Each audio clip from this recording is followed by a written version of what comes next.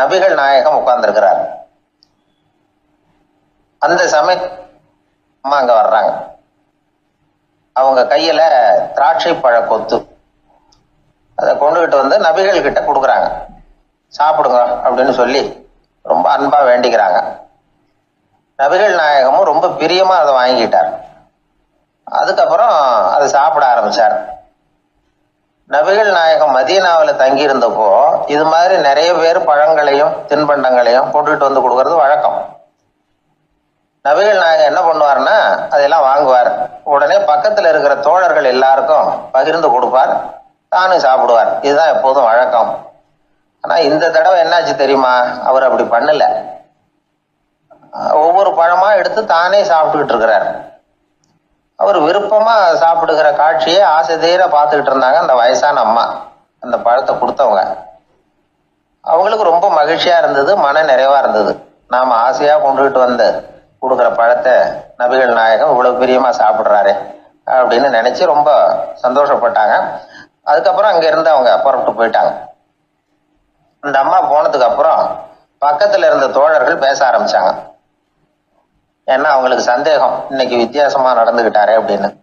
அண்ணலே, எது உங்களுக்கு வந்தாலும் எங்க எல்லாருக்கும் கொடுத்துட்டு தான் நீங்க சாப்பிடுவீங்க. இன்னைக்கு மட்டும் நீங்க அப்படி செய்யலையே, எல்லா பழத்தையும் நீங்களே சாப்பிட்டீங்களே, அதுக்கு என்ன காரணம் அப்படின்னு கேட்டாங்க. இப்படி கேட்கறதுனால நாயகம் அதை தப்பா புரிஞ்சுக்க மாட்டார் அப்படிங்கிறது அவங்களுக்கு தெரியும். யாரும் எதையும் அவர்கிட்ட கேட்கலாம், அப்படி கேட்கறதுக்கு உரிமை உண்டு. இந்த ஜனநாயக முறைகளுக்கு அவர்கள் கொடுத்த மரியாதை இது. தோழர்களின் கேள்விக்கு நபிகள் பதில் சொல்ல ஆரம்பிச்சார்.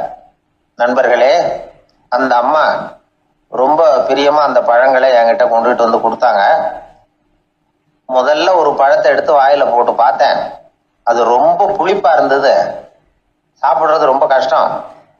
உங்ககிட்ட யாருக்காவது அதை கொடுத்துருந்தா அதுல வாயில போட்டதும் புளிப்பு தாங்காம முகம் சுழிச்சிருப்பீங்க. அதை அந்த அம்மா பார்த்துட்டாங்கன்னா வருத்தப்பட்டிருப்பாங்க. ஆசையா கொண்டுகிட்டு வந்து நமக்கு கொடுத்துருக்குறாங்க, அவங்க அன்பான மனசை நோகடிக்கிறதுக்கு நான் விருப்பப்படலை. அதனால முகம் சுழிக்காம சாப்பிடணுமேங்கிறதுக்காகத்தான் அந்த பழங்கள் பூராவே நானே சாப்பிட்டுட்டேன் அப்படின்னு புன்முறுவலோட பதில் சொன்னாராம் நபிகள் நாயகம். இன்னொருத்தர் மனசு புண்படக்கூடாதுங்கிறதுக்காக புளிப்பையும் இனிப்பா ஏற்றுக்கொள்ளுகிற பண்பாடு இருக்கு பாருங்க, அது ஒரு பெரிய நாகரிகம். அது எல்லாருக்கும் சுலபமா வந்துடாது.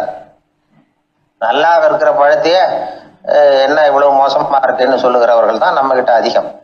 இந்த காலத்துல இல்வாழ்க்கையில இந்த நாகரிகத்தை சில பேர் கடைபிடிக்கிறது உண்டு. நல்லா இருக்க இல்லையோ முகம் சுளிக்காம சாப்பிடுவாங்க. ஏன்னு கேட்டா, எதுக்காக சார் வீண் வம்பு, ஏதோ நமக்குன்னு கொடுத்து வச்சது அவ்வளவுதான் அப்படின்னு நினைச்சுக்கிட்டு போக வேண்டியது தானே அப்படிம்பாங்க. இவங்கெல்லாம் கூட ஒரு விதத்துல பண்பாடு தெரிஞ்சவர்கள் தான். ஒரு ஆளு ஊரெல்லாம் சுத்தி விட்டு கடைசியில அழுத்து போய் ஒரு ஹோட்டலுக்குள்ள நுழைஞ்சானான். ரொம்ப களைப்பா இருந்தது அவனுக்கு. அதனால ரொம்ப களைப்படைஞ்சு போய் ஒரு நாற்காலியில போய் உட்காந்துருக்கிறான். இவனை பார்த்ததும் சர்வர் ஓடி வந்தார். சார் உங்களுக்கு என்ன வேணும்னு கேட்டார்.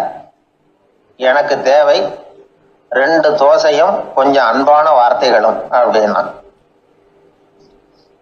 சர்வர் உள்ள போனார், 2 தோசையை கொண்டாந்து வச்சார். அன்பான வார்த்தை கேட்டனே அப்படின்னா இவன். சர்வர் ரொம்ப பணிவா குனிஞ்சு இவன் காதோரமா சொன்னார், ஐயா இந்த தோசையை சாப்பிட்றாதீங்க, புளிச்சு போன பழைய மாவு அப்படின்னார். இது பாருங்க, அன்பான வார்த்தையும் 2 தோசையும் கேட்டார், கொண்டாந்து கொடுத்துட்டார். இப்படி இருக்கிறவர்களும் இன்றைய மனிதர்கள்ல அதிகம். அதனால மனிதர்கள் ஒவ்வொருத்தரும் ஒவ்வொரு விதம்.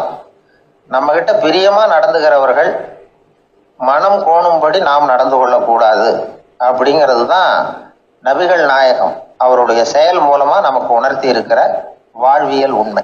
ஒரே ஒரு ஊர்ல ஒரு ராஜா இருந்தார், ரொம்ப நல்லவர். ஒரு நாள் அரண்மனையில விசாரணை நடந்துகிட்டு இருக்குது. அதுல ஒரு வழக்கு. ஒரு விவசாயி வந்து புகார் கொடுக்குறார். என்ன புகார்னா, அவர் வயல்ல ஆடுகள் வந்து மேய்ஞ்சி பயிரை அழிச்சுட்டுது.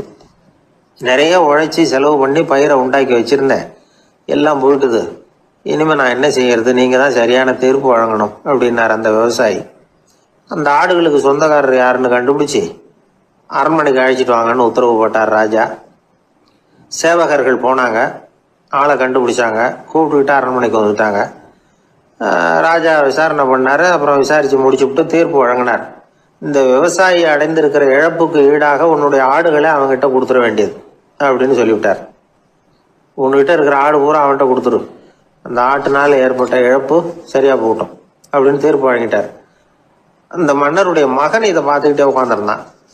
இந்த தீர்ப்பை இன்னும் கூட சிறப்பா வழங்கலாமே அப்படின்னு நினைச்சான். அப்பா கிட்ட சொன்னான். உடனே அந்த அரசர், சரி நீயே இதுக்கு சரியான தீர்ப்பு சொல்லு அப்படின்னார். அந்த இளவரசன் தீர்ப்பு சொல்றான். அவன் சொன்ன தீர்ப்பு என்னன்னா, உங்ககிட்ட இருக்கிற ஆடுகள் எல்லாத்தையும் 1 வருஷ காலத்துக்கு அந்த விவசாயிகிட்ட ஒப்படைச்சிட வேண்டியது. அந்த 1 வருஷத்துக்குள்ள அந்த ஆடுகள் போடுற குட்டிகள், பால், எரு எல்லாம் விவசாயி எடுத்துக்க வேண்டியது. 1 வருஷத்துக்கு அப்புறம் உங்களுடைய ஆடுகளை நீங்களே திருப்பி வாங்கிக்க வேண்டியது. இதுதான் இளவரசன் சொன்ன தீர்ப்பு. இது சரியான தீர்ப்பு தான். இனிமே என்னுடைய அரச பொறுப்புகளை இளவரசர் வசம் ஒப்படைக்கிறேன் அப்படின்னு சொல்லி ஒப்படைச்சுட்டாராம். அதாவது தாவூத் நபி, சுலைமான் நபி இவர்களுடைய சரித்திரத்துல இந்த சம்பவம் காணப்படுறதாக ஒரு நண்பர் சொன்னார். ஒரு தண்டனையை பெறுகிறவன் அதுக்கு பிறகு சமூகத்துல நல்ல விதமா வாழறதுக்கு வாய்ப்பு இருக்கிறது மாதிரி அமையணும் தீர்ப்பு. அதுக்கு இது ஒரு உதாரணம். சில தீர்ப்புகள் எப்படி அமைஞ்சு விடுதுன்னா, ஒரு தண்டனையை அனுபவிச்சு முடிச்சவன் அதுக்கப்புறம் இந்த சமூகத்துல நல்லவனா வாழறதுக்கு நினைச்சா கூட அதுக்கு தகுதி இல்லாதவன் அப்படிங்கிற அளவுக்கு சூழ்நிலை அமைஞ்சிருது. இது சிந்திக்க வேண்டிய ஒரு செய்தி. இன்னொரு ஊர்ல ஒரு ராஜா இருந்தார். அவர் ஒரு நாள் ஒரு போட்டி வச்சார். என்ன போட்டின்னா, அரண்மனை வாசல்ல ஒரு பெரிய நீச்சல் குளம், அதுல நிறைய விஷப்பாம்புகள். எந்த இளைஞன் துணிச்சலா அதுல நீச்சல் குளத்துல குதிச்சு நீந்தி கரையேறி வர்றானோ அவனுக்கு 100 ஏக்கர் நிலம் பரிசா வழங்கப்படும். அது வேணாம்னா 1000 ஆடுகள் பரிசா வழங்கப்படும். அதுவும் வேணாம்னா என்னுடைய மகளை கல்யாணம் பண்ணிக்கலாம். இதுதான் மன்னருடைய அறிவிப்பு. பரிசுலாம் நல்லா தான் இருக்குது. இருந்தாலும் பாம்புகள் உள்ள குளம்ங்கிறது நல்லா இல்லையே. அதனால யாரும் அதுல குதிச்சு நீஞ்சறதுக்கு முன் வரல. இருந்தாலும் திடீர்னு ஒரு இளைஞன் அந்த நீச்சல் குளத்துல குதிச்சான். நீந்தனா ஒரு வழியா கரையேறி வந்துட்டான். மன்னருக்கு ரொம்ப மகிழ்ச்சி. நீ தான் தைரியமான இளைஞன், வா இப்படின்னு கூப்பிட்டார். கிட்ட வந்தான். அந்த இளைஞன் தண்ணீர் சொட்ட சொட்ட வந்து நிக்கிறான். சரி, உனக்கு 100 ஏக்கர் நிலம் வேணுமான்னு கேட்கிறார். வேண்டாங்கிறான். சரி, அப்படின்னா 1000 ஆடுகள் வேணுமான்னு கேட்கிறார். அதுவும் வேணாங்கிறான். ஓ, அப்படின்னா என் பொண்ணை கல்யாணம் பண்ணிக்கிறியா அப்படின்னு கேட்கிறாரு. அதுவும் வேணாங்கிறான். ராஜாவுக்கு ஒன்றும் புரியல. அப்படின்னா உனக்கு என்னதான் வேணும் அப்படிங்கிறார். என்னை பிடிச்சி இந்த குளத்துல தள்ளி விட்டவன் யாருங்கிறது எனக்கு தெரியணும் அப்படின்னா. ஒரு புகழ்பெற்ற ஜப்பானிய சாமுராய் வீரன் வாள் வீசுறதுல ரொம்ப கெட்டிக்காரன். ஒரு கடுமையான போரில் கலந்து கொண்டுட்டு களைச்சி போய் திரும்பி வந்தான். படுக்கையில் விழுந்தான். பக்கத்தில் என்னமோ சத்தம் கேட்டுது. திரும்பி பார்த்தான். ஒரு எலி அவனை முறைச்சி பார்த்துக்கிட்டு இருந்தது. உடனே வாழை உருவனா வீசினான். அது தப்பிச்சிட்டு ஓடி போச்சு. எவ்வளோ முயற்சி பண்ணி பார்த்தா முடியல. கடைசியில் அந்த வாள் முறிஞ்சு போனது தான் மிச்சம். ஒரு பக்கம் அவனுக்கு இது அவமானமாக போயிட்டுது, இன்னொரு பக்கம் பயமாக போயிட்டுது. எவ்வளவோ போர்களில் எதிரிகளை பந்தாடினவன் அவன் ஒரு எலிகிட்ட தோற்று போய்டுறதா அவனால் சகிச்சிக்க முடியல. மனைவி கிட்ட சொன்னான் இப்படி நடந்துட்டுதுன்னு. அவள் சிரிச்சா.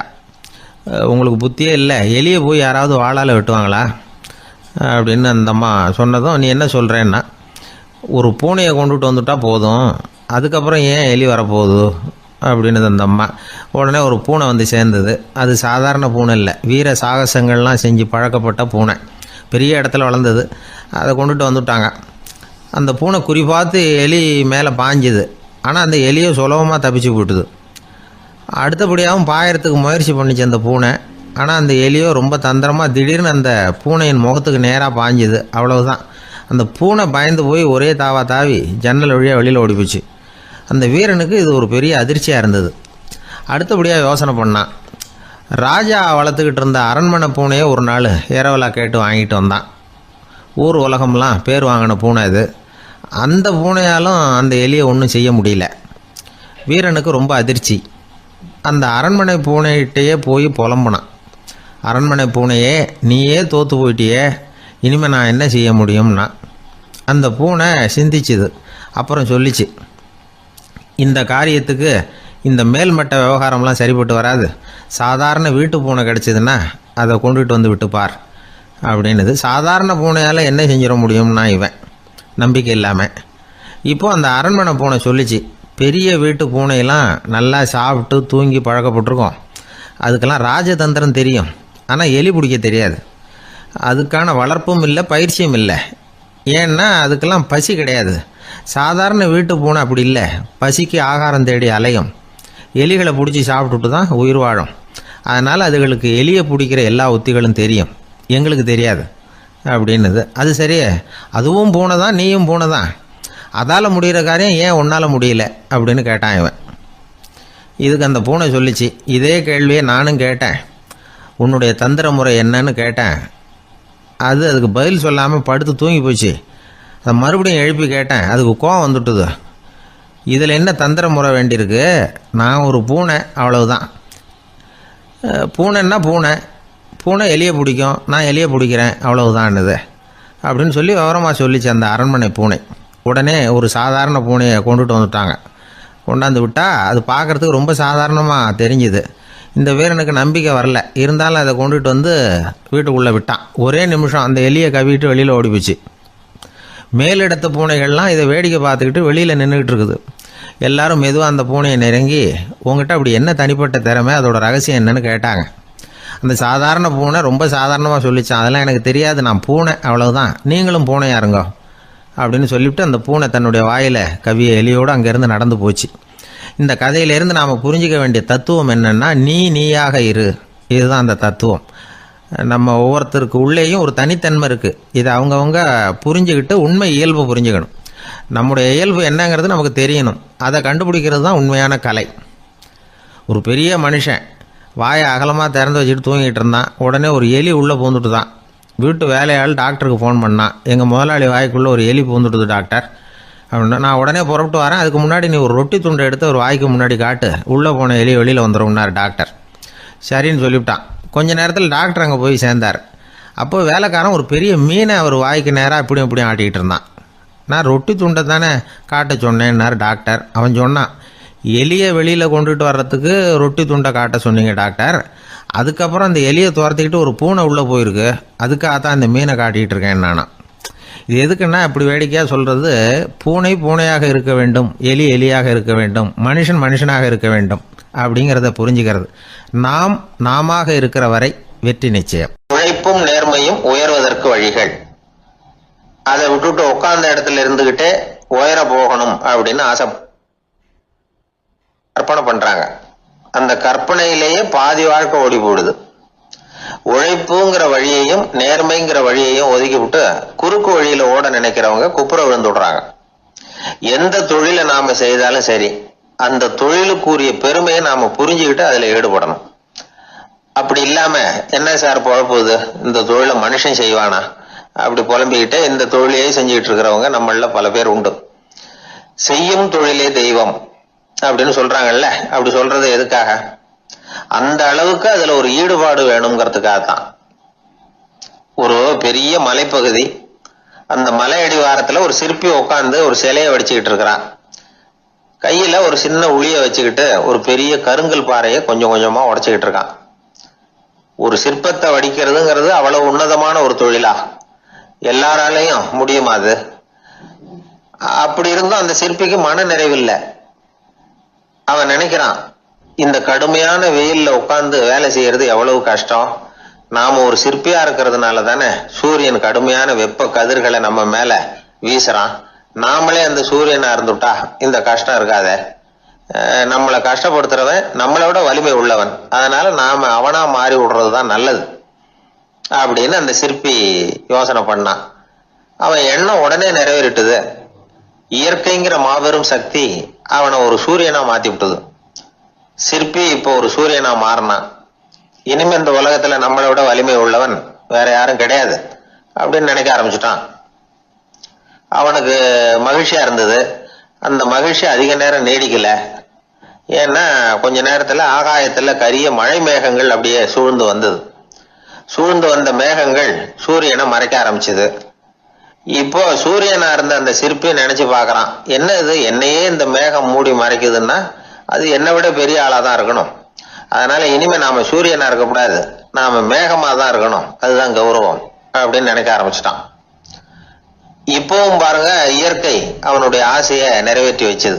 சூரியனா இருந்த சிற்பி மேகமா மாறினான். வான வீதியில அப்படியே உல்லாசமா வர ஆரம்பிச்சான். அந்த உல்லாசமும் அதிக நேரம் நீடிக்கல. எதிரில பார்த்தா பிரம்மாண்டமான மலைகள் வழியை அடைச்சிட்டு நிக்குது. வேகமா வந்த மேகம் மலையில மோதிக்கிட்டுது. அந்த மலையை தாண்டி அப்பால செல்ல முடியல. இப்போ அந்த மேகம் நினைக்குது, நாம எந்த தடையும் இல்லாம அந்த இடத்துல மிதந்து வர்றோம், நம்மையே போக விடாம தடுக்குதுன்னா அந்த மலைக்கு எப்பேற்பட்ட வலிமை இருக்கணும். இனிமேலும் நாம மேகமா இருந்து பிரயோஜனம் இல்ல, இருந்தா மலையா இருக்கணும், அதுதான் பெருமை அப்படின்னு நினைக்க ஆரம்பிச்சான். இப்பவும் பாருங்க, இயற்கை அவனுடைய ஆசையை நிறைவேற்றி வச்சது. மேகமா இருந்த சிற்பி மலையா மாறினான். பெரிய மலை பூமிக்கும் வானத்துக்குமா நின்றுகிட்டு இருக்கு. இனிமே நமக்கு எந்த கவலையும் இல்லை அப்படின்னு நினைச்சது அந்த மலை. இப்படி நினைச்சுக்கிட்டு இருந்த வேளையில அந்த மலையோட காலடியில அடிவாரத்துல ஏதோ சத்தம் கேட்டது. என்ன சத்தம் இது அப்படின்னு சொல்லி அந்த மலை மெதுவா குனிஞ்சு பார்த்துதான். பார்த்தா அங்க ஒரு மனுஷன் தன்னுடைய கையில உளிய வச்சுக்கிட்டு மலையை கொத்திக்கிட்டு இருக்கிறான். ஏதோ ஒரு சிற்பத்தை வடிக்கிறதுக்காக அவன் முயற்சி பண்ணிட்டு இருக்கிறான். இப்போ அந்த மலை நினைச்சுதான், மலையே ஒருத்தன் உடைக்கிறான்னா அவன் எப்பேற்பட்ட வலிமை உள்ளவனா இருக்கணும். இனிமேலும் மலையா இருந்து பிரயோஜனம் இல்ல, மனுஷனா மாறணும், அதுதான் சரி அப்படின்னு நினைச்சுதான். அந்த வினாடியே அந்த மலை ஒரு மனுஷனா மாறிச்சு. அவன் கையில ஒரு உளி, பழையபடியே ஒரு கருங்கல் பாறைய கொத்த ஆரம்பிச்சான். அந்த ஆள் பழைய நிலைமைக்கு வந்துட்டான். இந்த கதையிலிருந்து நாம தெரிஞ்சுக்க வேண்டியது என்னன்னா, தன்னுடைய உண்மையான பலம் என்னங்கிறது தெரியாமலே தாவி தாவி தடுமாறிக்கிட்டு இருக்கிறான் மனுஷன் அப்படிங்கிறது தான். இனிமேலாவது அதை புரிஞ்சுக்கணும், புரிஞ்சுக்கிட்டு புறப்படணும் வாழ்க்கையில வெற்றி பெறறதுக்கு. ஒரு குடும்ப தலைவருக்கு விபரீதமா ஒரு ஆசை வந்துதான். அதாவது ஒரு நாள் பூராவும் புடவை கட்டிக்கிட்டு மனைவி செய்கிற வீட்டு வேலைகள், சமையல் வேலைகள் எல்லாத்தையும் தானே செய்யணும், மனைவிக்கு ஆண் வேஷம் போட்டு ஆபீஸுக்கு அனுப்பி வச்சிடணும் அப்படின்னு ஆசைப்பட்டான். இதுதான் அந்த ஆசை. அதே மாதிரி செஞ்சான். பெண் வேஷத்துல சமையல் பண்ணிட்டு இருந்தான். இருட்டி விட்டுது. இந்த சமயத்துல வாசல் கதவு தட்டப்படுற சத்தம் கேட்டுது. ஓடி போய் திறந்தான். பக்கத்து வீட்டம்மா கிடுகிடுன்னு உள்ள வந்துட்டாங்க, காப்பி பொடியோ ஏதோ வாங்கறதுக்கு. இவன் பயந்து போய், கமலாம்மா, நான் சுசீலா இல்ல, சுசீலாவோட புருஷன், பெண் வேஷத்துல இருக்கிறேன், சும்மா ஒரு சேஞ்சுக்காக அப்படின்னா. உடனே அந்த அம்மா கிட்ட பயப்படாத, நானும் கமலா இல்ல, கமலாவோட புருஷன், இதுவும் சும்மா ஒரு சேஞ்சுக்காகத்தான் அப்படின்னு. இப்படி வாழ்க்கைய விபரீதமா நினைச்சுக்கிட்டு வேற வேற கற்பனைகள்ல வீணாக்கிக்கிட்டு இருக்கிறவங்க தான் ரொம்ப அதிகம். நாம அதுவா மாறணும்னு நினைக்கிறது தப்பு, நாம இருக்கணும் அப்படின்னு நினைக்கிறது தான் உண்மை, அதுதான் சரி. அந்த சிற்பி என்னென்னோ கற்பனை பண்ணி கடைசியில மறுபடியும் சிற்பியாகவே சேர்ந்தான் பாருங்க. அதனால நம்முடைய உண்மையான பலம் என்ன அப்படிங்கறத தெரிஞ்சுக்கிட்டு நடந்துகிட்டோம்னா வாழ்க்கையில எப்பொழுதும் வெற்றி நிச்சயம். அன்பா இருக்கணும்னு அநேக பெரியவங்க சொல்லி இருக்கிறாங்க. நாமளும் அதை கேட்டுட்டு அன்பு காட்டுறதுக்கு தயாரா தான் இருக்கிறோம். அதை வாங்கறதுக்கு தான் ஆளை காணும். இருந்தாலும் அன்புல எத்தனையோ வகை உண்டு. அதை சரியா புரிஞ்சுக்கிட்டு அதுக்கப்புறம் அன்பு காட்ட ஆரம்பிக்கணும். வகையை புரிஞ்சுக்காம அன்பு காட்டினா வம்புல மாட்டிக்க வேண்டியதுதான். அன்புன்னா சாதாரணமா நினைச்சு விடாதீங்க. அதுல எவ்வளவு விதம் தெரியுமா? இரக்கம், கருணை, காருண்யம், பந்துத்துவம், பட்சம், பாசம், நேசம், விசுவாசம், அபிமானம், காதல், பக்தி, இப்படி பல விதமா அதை பத்தி சொல்லி வச்சிருக்கிறாங்க பெரியவங்க. இந்த வார்த்தைகள் எல்லாம் நாம கேள்விப்பட்டதுதான். இருந்தாலும் அதுகளுக்குள்ள என்ன வித்தியாசம்னு கேட்டா சரியா சொல்ல தெரியாது. அதனால இந்த வார்த்தைகளுக்கெல்லாம் பெரியவங்க என்ன விளக்கம் சொல்றாங்கன்னு இப்ப பார்க்கலாம். எளியவர்கள் மேல செலுத்துற அன்பு இருக்கு பாருங்க, அதுக்கு இரக்கம்னு பேரு. அறிவு பலம், சரீர பலம், இது ரெண்டும் இல்லாதவங்க மேல, அதாவது வலிமையற்றவர்கள் மேல செலுத்துற அன்பு இருக்கு பாருங்க, அதுதான் கருணை. எறும்புல இருந்து யானை வரைக்கும் சகல ஜீவராசிகள் மேலேயும் காட்டுற அன்புக்கு காருண்யம்னு பேரு, ஜீவகாருண்யம். சிவி சக்கரவர்த்தி காட்டின அன்பு இந்த ரகம். உறவினர்கள், சொந்தக்காரங்க, அவங்க வசதியா இருந்தாலும் வறுமையில இருந்தாலும் வித்தியாசம் இல்லாம காட்டுற அன்பு இருக்கு பாருங்க, அதுக்கு பேரு பந்துத்துவம். ஒரு எஜமானன் வேலையாள்கிட்ட காட்டுற அன்பு இருக்கு பாருங்க, அதுக்கு பேரு தான் பட்சம். அவனும் தன்னை மாதிரி மனுஷன்தாங்கிற நினைப்பு வேணும். ஒரு தாய் தன்னுடைய குழந்தை மேல, ஒரு குழந்தை தன்னுடைய தாய் மேல செலுத்துற அன்புக்கு பாசம்னு பேரு. ஈருடல் ஓர் உயிர்னு நினைக்கிறது இது. ராமரும் கௌசலையும் இதுக்கு உதாரணம்.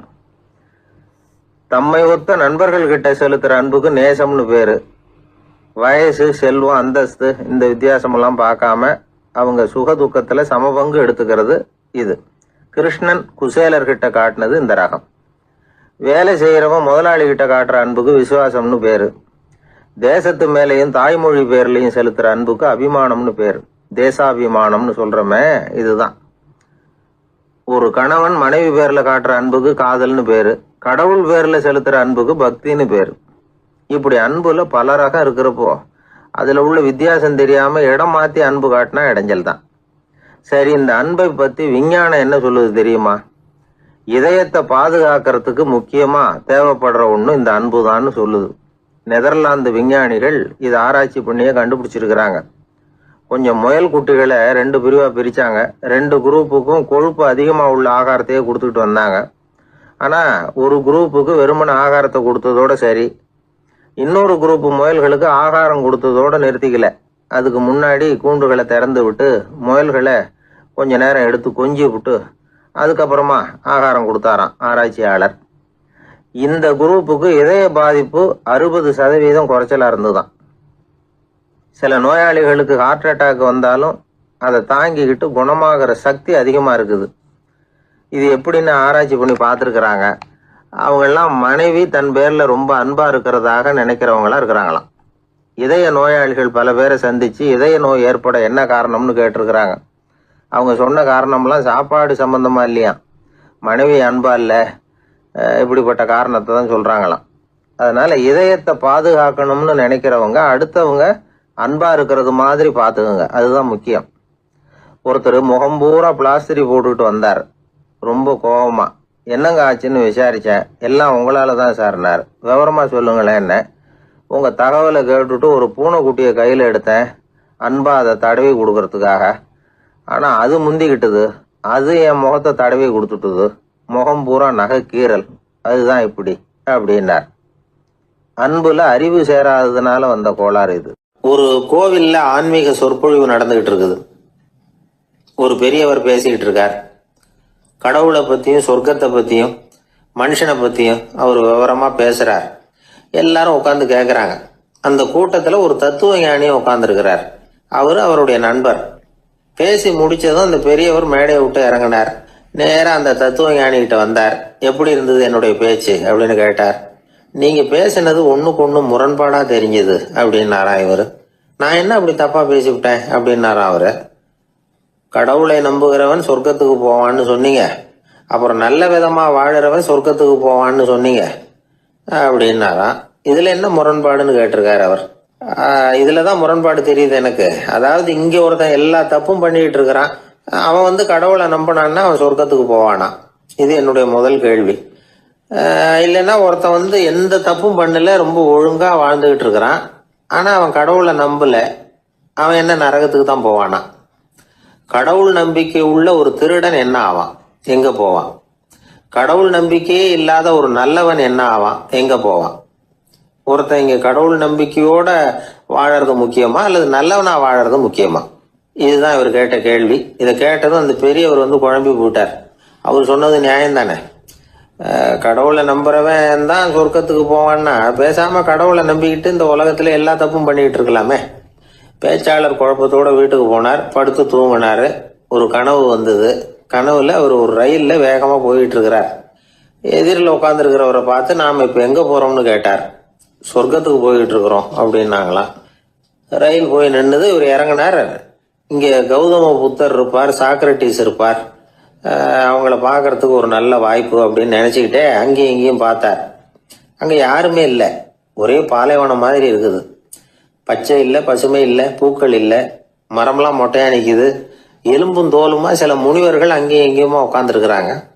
இவர் அவங்க கிட்ட போய் இந்த புத்தர், சாக்ரட்டிஸ் இவங்கெல்லாம் எங்க இருக்கிறாங்கன்னு கேட்டாராம். அப்படி யாரும் இங்க இல்லையே, அவங்கெல்லாம் யாரு அப்படின்னு திருப்பி கேட்டிருக்கிறாங்க. இவருக்கு அதிர்ச்சியா போச்சு. அப்படின்னா அவங்க எங்க போயிருப்பாங்க? உடனே ரயில் நிலையத்துக்கு ஓடி வந்தார். அப்பதான் நரகத்துக்கு ஒரு ரயில் புறப்பட்டுக்கிட்டு இருந்தது. அங்க இருந்து அதுல ஏறி உட்கார்ந்தார். ரயில் வேகமா போச்சு. நரகம் நெருங்க நெருங்க காற்று குளிர்ச்சியா வீச ஆரம்பிச்சுதான். வெளியில பசுமையா இருந்துதான். அழகான மலர்கள், அழகான நீர்நிலைகள், நந்தவனங்கள், ரொம்ப அருமையா இருக்குது. ரொம்ப அங்க இருந்தவங்க எல்லாம் ரொம்ப மகிழ்ச்சியா உல்லாசமா வேற இருந்திருக்கிறாங்க. எங்க பார்த்தாலும் ஆடல் பாடல் உற்சாகம். இவர் ரயிலை விட்டு இறங்கினார். அவருக்கு சந்தேகம், இதுவா நரகம் அப்படின்னு விசாரிச்சிருக்காரு. ஆமா, இதுதான் நரகம்னாங்களாம். எனக்கு ஒரு சந்தேகம் இருக்காரு. என்னன்னு கேட்டிருக்காங்க. கௌதம புத்தரும் சாக்ரட்டிஸும் லாவோஸும் இவங்க மாதிரி இன்னும் பல பேரும் கடவுள் நம்பிக்கை இல்லாதவங்க அவங்கெல்லாம் இங்க இருக்கிறாங்களா அப்படிங்கிறது தான் என்னுடைய சந்தேகம் அப்படின்னாரா. இப்ப அவங்க சொல்லியிருக்கிறாங்க, இப்ப நீங்க பாக்குறீங்களே பசுமையும் பச்சை பயிர்களும் ஆடல் பாடல்களும் அழகிய மலர்களும், இது எல்லாமே கௌதம புத்தரும் சாக்ரட்டிஸும் அது மாதிரி மகான்களும் இங்க வர ஆரம்பிச்ச பிறகுதான் உண்டாக ஆரம்பிச்சது. இந்த பிரதேசத்தை அவங்க அப்படியே மாத்திவிட்டாங்க. இப்போலாம் இங்க இருக்கிறவங்க யாரும் சொர்க்கத்துக்கு போறதுக்கே ஆசைப்படுறது இல்லை அப்படின்னாங்களாம். இந்த அதிர்ச்சியிலேயே அந்த பெரியவர் கனவு கலைஞ்சி முழிச்சுக்கிட்டார். இதுல இருக்கிற கருத்து என்னன்னா, நல்லவர்கள் எங்க இருக்கிறாங்களோ அந்த இடத்துக்கு பேர் தான் சொர்க்கம். சொர்க்கம் நரகம்ங்கிறதெல்லாம் ஆன்மீக பண்புகள், அவ்வளவுதான். ஒரு ஊர்ல 2 இணைபிரியாத நண்பர்கள். ஒருத்தன் கேட்டான், இப்ப கடவுள் நம்ம முன்னாடி உங்க 2 பேர்ல யாராவது ஒருத்தர் மட்டும் என்னோட சொர்க்கத்துக்கு வரலாம் அப்படின்னு கூப்பிட்டா நீ என்ன சொல்லுவேன்னு கேட்டானா. இவன் ரொம்ப பெருந்தன்மையா உன்னையே அழைச்சிட்டு போக சொல்லிடுவேன் அப்படின்னு இருக்கான். அப்படின்னா உனக்கு சொர்க்கம் வேணாமான்னு கேட்டிருக்கான் அவன். நீ என்னை விட்டுட்டு போனாவே அப்புறம் இந்த பூலோகமே எனக்கு சொர்க்கம் தாண்டா அப்படின்னு நானா இவன். வாயில கொழுப்பு இருந்தாலும் பரவாயில்ல சார், எப்படியாவது ஒரு வழியா சமாளிச்சுக்கலாம். ஆனா வயத்துல மட்டும் கொழுப்பு இருக்கக்கூடாது சார். அப்படி இருந்தா அதான் அலட்சியமாவும் விட்டுறக்கூடாது சார் அப்படின்னு ஒருத்தர் சொல்லிட்டு வந்தார். அதுக்கப்புறம் தான் அவர்கிட்ட பேசி பல விவரங்களை தெரிஞ்சுக்க முடிஞ்சது. சில பேர் சொல்லுவாங்க, எனக்கு தொந்தி கிடையாது சார், வேணும்னா என் வயத்தை அழுத்தி பாருங்க, கல்லு மாதிரி இருக்கும்பாங்க. வயிறு கல்லு மாதிரி இருந்தா உள்ள கொழுப்பு இல்லைன்னு நினைச்சிடக்கூடாது. வயிற்று தசைக்கு அடியில உள்ள கொழுப்பு சில வாத்தியங்கள்ல இருக்குமே நரம்பு, அது மாதிரி டைட்டா இழுத்துக்கிட்டு இருக்குன்னு அர்த்தம். அதனால தொட்டு பார்த்தா கல்லு மாதிரி தான் இருக்கும், இருந்தாலும் தொந்தி தான். வயத்துல கொழுப்பு அதிகமா இருக்கிறது சங்கடம் தான். அதனால கொலஸ்ட்ரால் அளவு அதிகமாகும். இதய நோய்கள், நீரிழிவு, ஹைப்பர் டென்ஷன், ஸ்ட்ரோக், இது மாதிரி ரிஸ்க் எல்லாம் அதிகமாகும். ஒருத்தர் ஒல்லியா இருக்கலாம், உடம்பு எடை அதிகப்படியா இல்லாம இருக்கலாம். அப்படி இருந்தா கூட அவர் உடம்புல மற்ற பகுதியை விட வயத்துல கொழுப்பு அதிகமா இருக்கும். நாம தான் ஒல்லியா இருக்கிறோமே, நமக்கு ஒண்ணும் இல்லை அப்படின்னு நினைச்சிடக்கூடாது. சரி, நம்ம வயிறு இருக்க வேண்டிய அளவை விட அதிகமா இருக்குதா இல்லையா, அதை எப்படி கண்டுபிடிக்கிறது? அதுக்கு சில வழி இருக்குது. முதல்ல நீங்க நேரா ஸ்ட்ரெயிட்டா நிமிர்ந்து நில்லுங்க. உங்க பார்வையை மட்டும் கீழே தாழ்த்தி காலு விரலை கவனிங்க. விரல் உங்களுக்கு தெரியுதா அப்படின்னா உங்க வயர் நார்மலா இருக்குன்னு அர்த்தம். கால் விரல் உங்க கண்ணுக்கு தெரியலையா அப்படின்னா உங்களுக்கு வயிறு பெருசுதான். இன்னொரு வழி இருக்கு, அது என்ன தெரியுமா? ஒரு தரையில நீட்டா படுத்துடணும். 1 மீட்டர் நீளம் உள்ள அளவுகோல் ஒன்று எடுத்துக்கோங்க. கழுத்து எலும்புல ஒரு பக்கத்தையும் இடுப்புல ஒரு பக்கத்தையும் வைங்க. பக்கவாட்டில் வைங்க, அதாவது படுக்க வாட்டில். அது நடுப்பகுதி வயத்துல முட்டி தராசு மாதிரி ஆடுதா அப்படின்னா உங்க வயிறு உங்களுக்கு ப்ராப்ளம் தான். அதனால அதை கண்டுபிடிக்கிறதுக்கு அப்படி ஒரு அளவுகோல் வச்சிருக்கிறாங்க. மருத்துவ அறிவியல் ரீதியா உங்களுக்கு தொந்தி இருக்குதா இல்லையான்னு கண்டுபிடிக்கிறதுக்கு ஒரு வழி இருக்கு. உங்க இடுப்புல வெயிஸ்ட் அப்படின்னு சொல்றோம்ல, இடுப்புல ஒரு அளவு எடுக்கணும், சுற்றளவு. இடுப்புக்கு கீழே ஹிப்னு சொல்றோம்ல, அங்க ஒரு அளவு எடுக்கணும், அதிகபட்ச சுற்றளவு எடுக்கணும். அந்த அளவை இந்த அளவால வகுக்கணும். அதாவது உங்க வெயிஸ்ட் மெஷர்மெண்ட் இருக்குல்ல, அதை ஹிப் மெஷர்மெண்டால வகுக்கணும். இந்த விகிதம், அதாவது வெயிஸ்ட் ஹிப் ரேஷியோ, ஆண்களுக்கு 0.95க்கு மேல போகக்கூடாது, பெண்களுக்கு 0.85க்கு மேல போகக்கூடாது. அப்படி போயிட்டுதுன்னா வயிறு பெருத்திருக்குதுன்னு அர்த்தம். இது டாக்டர்கள் கண்டுபிடிக்கிற ஒரு விதம். சரி, இந்த தொந்தியை குறைக்கிறதுக்கு என்ன பண்ணலாம்? பட்னி கிடக்கலாமா அப்படின்னா அது தேவையில்லை. ஆனா கலோரி அளவை குறைக்கணும். அது எப்படி? கொழுப்பு ஆகாரத்தை குறைக்கணும். இப்போ கார்போஹைட்ரேட்டு, புரோட்டீன்லாம் இருக்குது இல்லை, அதெல்லாம் ஒரு கிராமுக்கு சுமாரா 4 கலோரி கொடுக்கும். ஆனா கொழுப்பு ஒரு கிராமுக்கு 9 கலோரி கொடுக்கும். அதனால ஒரே அளவுள்ள ஆகாரங்கள்ல கூட கலோரி வித்தியாசம் இருக்குது. கலோரி அளவு குறைச்சலா கொடுக்கக்கூடிய ஆகாரம் சாப்பிடணும். தொந்தியை குறைக்கிறதுக்கு கடுமையான உடற்பயிற்சி தேவையா அப்படின்னு கேட்டா அதுவும் தேவையில்லையா. ஆகாரத்துல கொழுப்பை குறைச்சாவே போதும், மற்ற ஆகாரம் செரிக்கிறதுக்கு லேசான உடற்பயிற்சியே போதும். வயத்தை குறைக்கிறேன்னு சொல்லி சில பேர் உட்காந்து எழுந்திருப்பாங்க, அதுவும் தேவையில்லையா. அப்படிலாம் பண்ணி உங்களை கஷ்டப்படுத்திக்க வேண்டியதில்லை. வயத்தை குறைக்கிறதுக்கு அதெல்லாம் உதவுறது இல்லை அப்படின்னு அது சம்பந்தமான நிபுணர்கள் சொல்றாங்க. இப்ப இது சம்பந்தமா 1984 ஒரு சோதனையே பண்ணி பார்த்துருக்குறாங்க. ஒரு நாளைக்கு 185 தடவை உட்காந்து எழுந்திருக்கிறது. இது மாதிரி 27 நாள் பயிற்சி பண்ணிவிட்டு பார்த்தாங்களாம். வயிற்று கொழுப்புல எந்த மாறுதலும் இல்லையா. அதனால உட்காந்து எழுந்திருக்கிற வேலையெல்லாம் தேவையில்லை. தொந்தியை குறைக்கிறதுக்கு முயற்சி பண்றவங்க தோற்றத்தை அழகாக்குறது ஒரு பக்கம் இருந்தா கூட ஆரோக்கியமான நீண்ட வாழ்வுக்கும் அவங்க அஸ்திவாரம் போடுறாங்கன்னு தான் அர்த்தம். ஒருத்தர் வந்தார், சார் எனக்கு தொந்தி இருக்கா இல்லையான்னு கண்டுபிடிக்கிறது கஷ்டமா இருக்குதுன்னார். சரி நான் கண்டுபிடிக்கிறேன், இப்படி தரையில காலை நீட்டி ஸ்ட்ரைட்டா படுங்க அப்படின்னோம். சரின்னு படுத்துட்டார். இப்போ உங்க கண்ணை திருப்பி கால் கட்டை விரலை பாருங்க, கட்டை விரல் தெரியுதா அப்படின்னு கேட்டேன். தெரியுது சார்னார். நீங்க தெரியுதுன்னு சொல்றத நான் எப்படி நம்புறதுன்னு. அதோ தெரியுற அந்த கட்டை விரல் நுனியில ஒரு ஈ கூட உட்காந்துருக்குது பாருங்க சார் அப்படின்னார். அப்படின்னா நீங்க பாக்குறது கட்டை விரல் இல்லை சார், உங்க மூக்கு நுனி, அங்கதான் இப்ப ஈ உட்காந்துருக்குது அப்படின்னோம். மனிதர்கள்ல சில பேர் ரொம்ப வித்தியாசமா நடந்துக்குவாங்க. மற்றவங்களுக்கு அது ரொம்ப ஆச்சரியமா கூட இருக்கும். அந்த ஆள் ஒரு மாதிரி பார்த்து நடந்துக்கோ அப்படின்னு கூட சொல்றது உண்டு. இவங்களை பார்த்து நாம பித்து குளியும்போம். உளவியல் இவங்களை எக்ஸென்ட்ரிக்ஸ் அப்படின்னு சொல்லுது. இவங்களை மனநோயாளிகள்னு தவறா புரிஞ்சுக்க கூடாது. அவங்க வேற இவங்க வேற. எக்ஸென்ட்ரிக்ஸ் பத்தின சில விவரங்கள் ஒரு புத்தகத்துல இருக்கு. அதாவது ஸ்காட்லாந்துல ஒரு உளவியல் மருத்துவர் அதை எழுதியிருக்கிறார். அவர் பேரு டாக்டர் டேவிட் வீக்ஸ். அவருக்கு ஒரு உதவியாளர் இருந்தாராம். அவர் பேரு கேட் வுட். இவங்க 2 பேரும் சேர்ந்து இங்கிலாந்து பூரா சுத்தி பார்த்துருக்காங்க. 3 வருஷம் சுத்தினாங்களாம். நான் சொன்னது மாதிரி ஒரு மாதிரியா இருக்கிற ஆசாமிகள் பல பேரை சந்திச்சு பேசி அவங்கள பத்தி ஆய்வுலாம் நடத்தி இருக்கிறாங்க. அப்படி நடத்தி அதை ஒரு புஸ்தகமா எழுதியிருக்கிறாங்க. நிறைய பேசி பார்த்துட்டு அவங்க சொல்லியிருக்கிறத கேட்டா ரொம்ப ஆச்சரியமா இருக்குது. நாம இவங்களை பார்த்து பித்துக்குழிங்கிறோம், எக்ஸென்ட்ரிக்ஸ் அப்படின்னு சொல்றோம், கிண்டல் கூட பண்றோம். ஆனா அவங்களோட அறிவு ரொம்ப தெளிவானதான். இந்த ஆராய்ச்சியாளர்கள் சொல்றாங்க. அவங்க உடல் நலமும் ரொம்ப நல்லா இருக்குதான், உடம்புலயும் எந்த கோளாறும் இல்லையா. அவங்களுக்கு மகிழ்ச்சியும் அதிகமா, ஆயுளும் அதிகமா. அவங்கள பல பேர் என்ன சொல்றாங்கன்னா, நீங்க நினைக்கிறது மாதிரி இல்லை நாங்க, ஆனா நாங்க மற்றவங்கள்ல இருந்து வேறுபட்ட தன்மை உள்ளவங்க அப்படிங்கிறத ஒத்துக்கிறாங்களாம். இந்த உலகம் பிறந்ததுல இருந்தே இப்படிப்பட்ட வித்தியாசமான ஆசாமிகளும் பிறந்திருக்கிறாங்க. சரி, அப்படிப்பட்டவங்க எப்படி இருப்பாங்க? இப்ப ஒரு மகாராஜா தன்னோட நாய்க்கு லட்சக்கணக்கில் பணம் செலவு பண்ணி கல்யாணம் பண்ணி வச்சிருக்கிறார். ஒரு கோடீஸ்வரர் தான் வளர்த்துக்கிட்டு இருந்த பூனைகளுக்கு தன்னோட சொத்து பூராவை எழுதி வச்சிருக்கிறார். இது மாதிரி ஒருத்தர் 2 பேர் இல்லை, நிறைய பேர் உண்டு. சில பேர் எப்படி தெரியுமா, அவங்களுக்கு வசதியில் எந்த குறையும் இருக்காது. வீடு, காரு, பணம் எல்லாம் தாராளமா இருக்கும். அப்படி இருந்தாலும் அவங்க கிட்ட ஒரு பழக்கம் இருக்கும். யாராவது ஒரு நண்பர் வீட்டு விசேஷத்துக்கு போயிருப்பார், இல்லைன்னா ஒரு கடைக்கு போயிருப்பார். அவங்க ரொம்பவும் மரியாதையா வரவேற்று எல்லாம் பண்ணிட்டு இருப்பாங்க. ஆனா இவரு அவங்களுக்கு தெரியாம ஏதாவது ஒரு பொருளை திருடி பாக்கெட்ல போட்டுட்டு வந்துருவார். அப்படி வந்தாதான் இவருக்கு திருப்தி. பல பேர் அவங்க வளர்த்த பிராணிகளுக்கு பளிங்கு கல்லால சமாதி கட்டி வச்சிருக்கிறாங்க. இப்படிலாம் பண்றாங்க. பல பேர் அவங்களுக்கு பிடித்தமான ஒருத்தர் எப்படியோ அதே மாதிரி தலைமுடி, தாடி வச்சுக்கிறது, உடை உடுத்திக்கிறது, மலை குகையில போய் குடியிருக்கிறது, இப்படி எவ்வளவோ வினோதமான நடவடிக்கைகள். இவங்களெல்லாம் ஆய்வு பண்ணின டாக்டர் வீக்ஸ் என்ன சொல்றாரு தெரியுமா? பொதுவா இவங்க உயர்ந்த புத்திசாலிகளா இருக்கிறாங்க. ஒருமைப்பட்ட மனம், கருமையுமே கண்ணான பண்பு, தனிமையை நாடுற மனப்பான்மை எல்லாம் இவங்களுக்கு உண்டு. அவங்கள பல பேர் அவங்க பெற்றோருக்கு முதல் குழந்தை அல்லது ஒரே குழந்தை இப்படிதான் இருக்கிறாங்க. இது மாதிரியானவங்க பெண்கள் 1 பங்குன்னா ஆண்கள் 2 பங்கு. இவங்கெல்லாம் ஆக்கப்பூர்வமான செயல் செய்யறாங்க.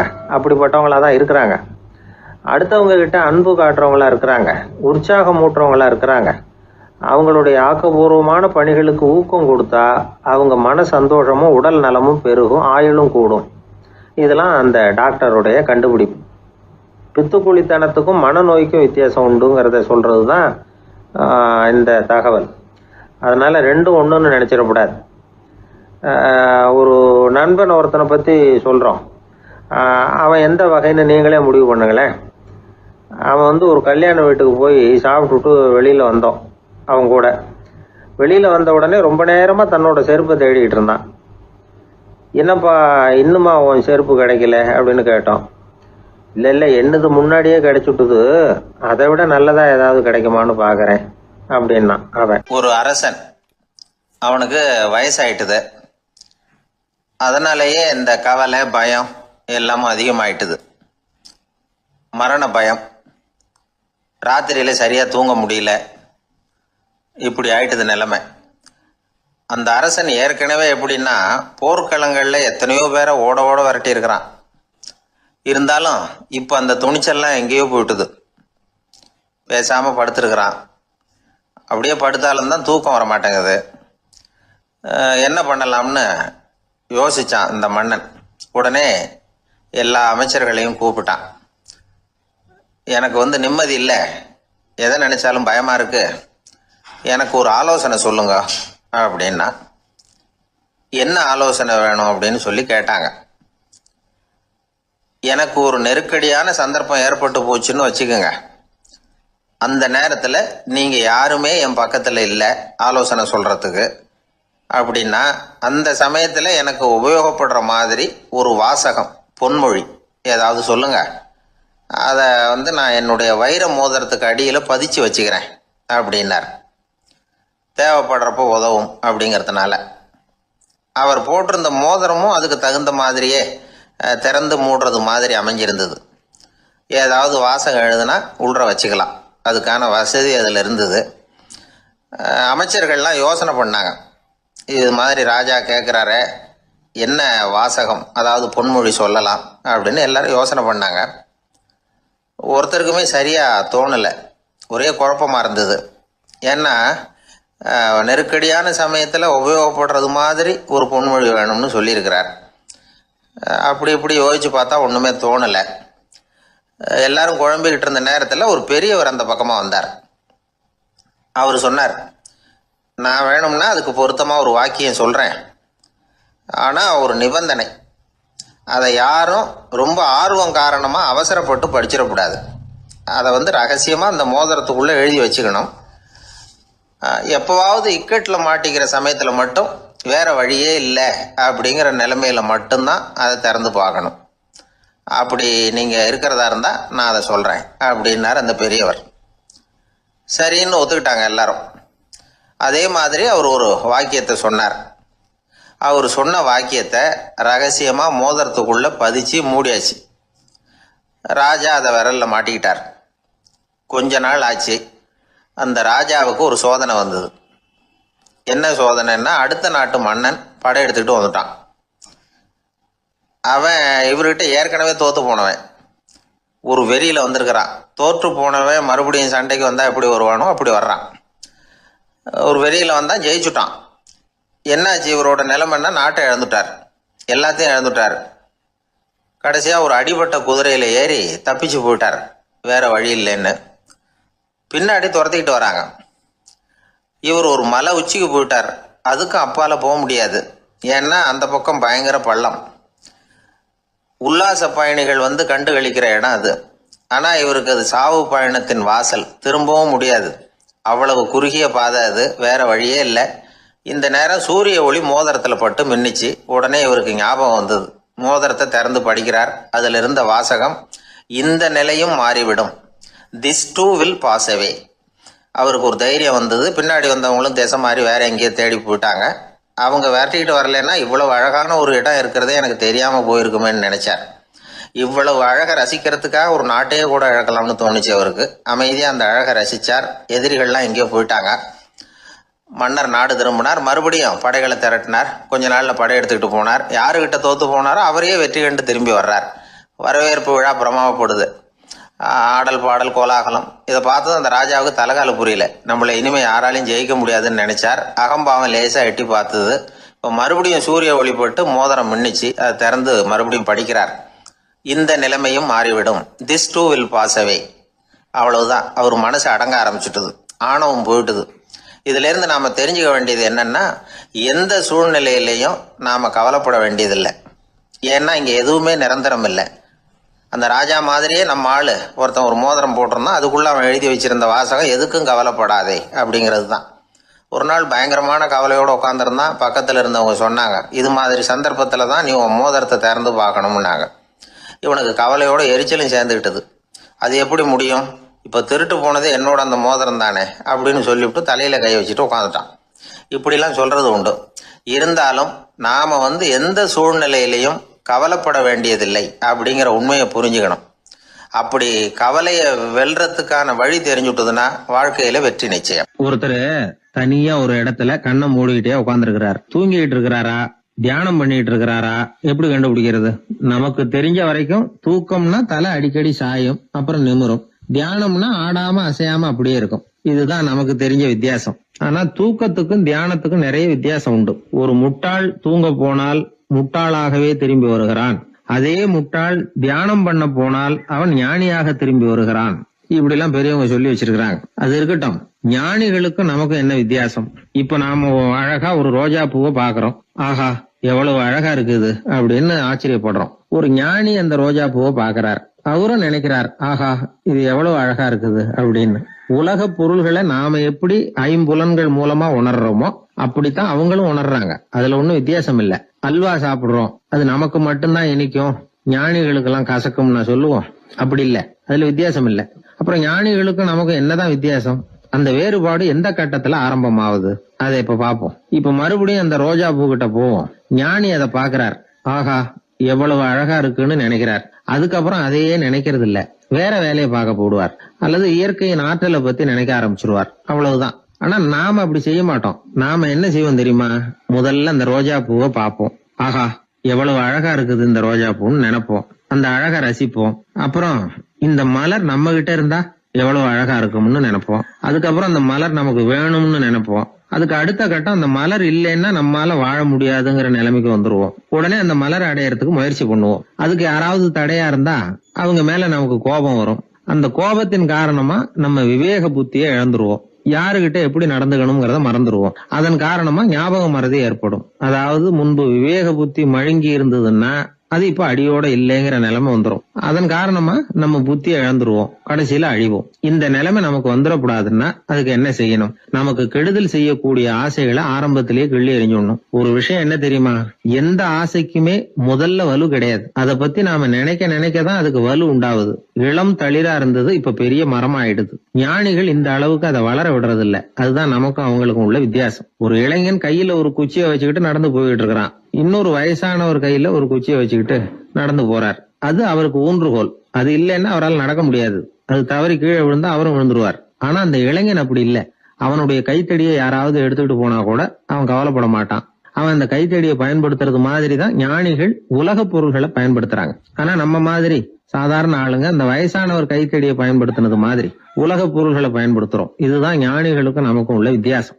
ஞானிங்கிறவர் பொருள்களை துறக்க மாட்டார், அதுகள் பேர்ல உள்ள பற்றுதலை தான் துறப்பார். எனக்கு தெரிஞ்ச ஞானி ஒருத்தர் இருக்கிறார். அவர் சொன்னார், 1988 ஜூன் மாதம் 1 தேதியை என்னால மறக்க முடியாதுன்னார். ஏன்னு கேட்டேன். அதுதான் எனக்கு ஞானம் வந்த நாள்னார். அப்படியா?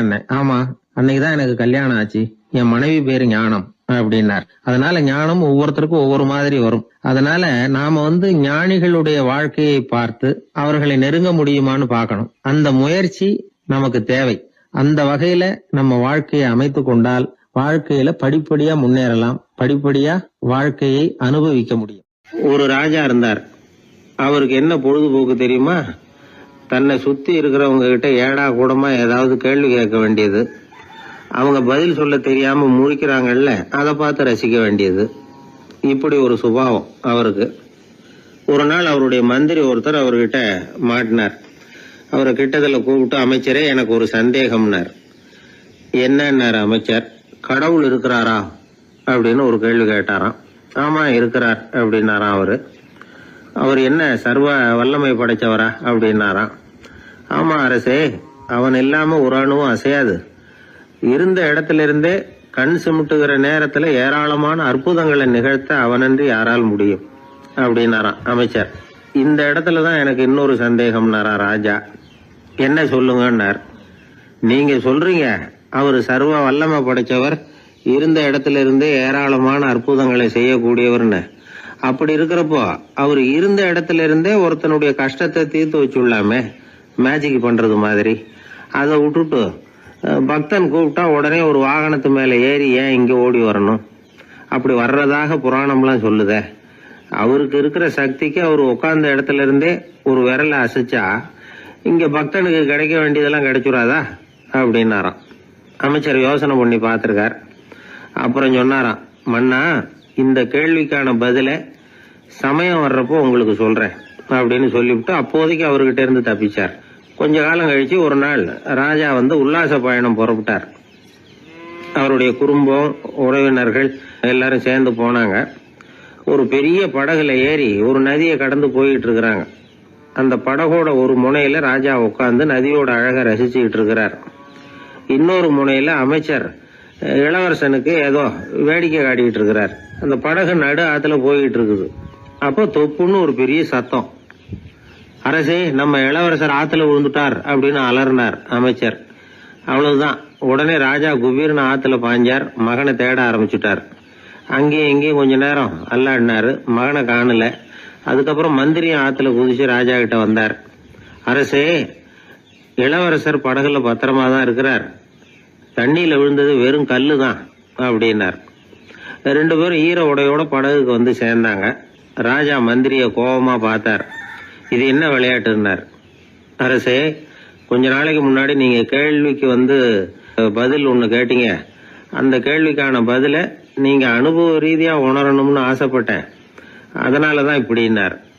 அப்புறம் விளக்கம் கொடுத்தார். அரசே, ஒரு பக்தனுக்கு கஷ்டம்னா இருந்த இடத்துல இருந்து அதை தீர்த்து வைக்கலாமே கடவுள், ஏன் நேர்ல ஓடி வரணும் அப்படின்னு கேட்டீங்க. இப்ப நடந்தது என்ன? இளவரசர் தண்ணியில விழுந்துட்டாருன்னதும் நீங்க ஓன்னு சொல்லி ஒரு விரலை காட்டினா போதும், உடனே தண்ணியில குதிக்கிறதுக்கு ஏராளமான காவலர்கள் இங்க இருக்கிறாங்க.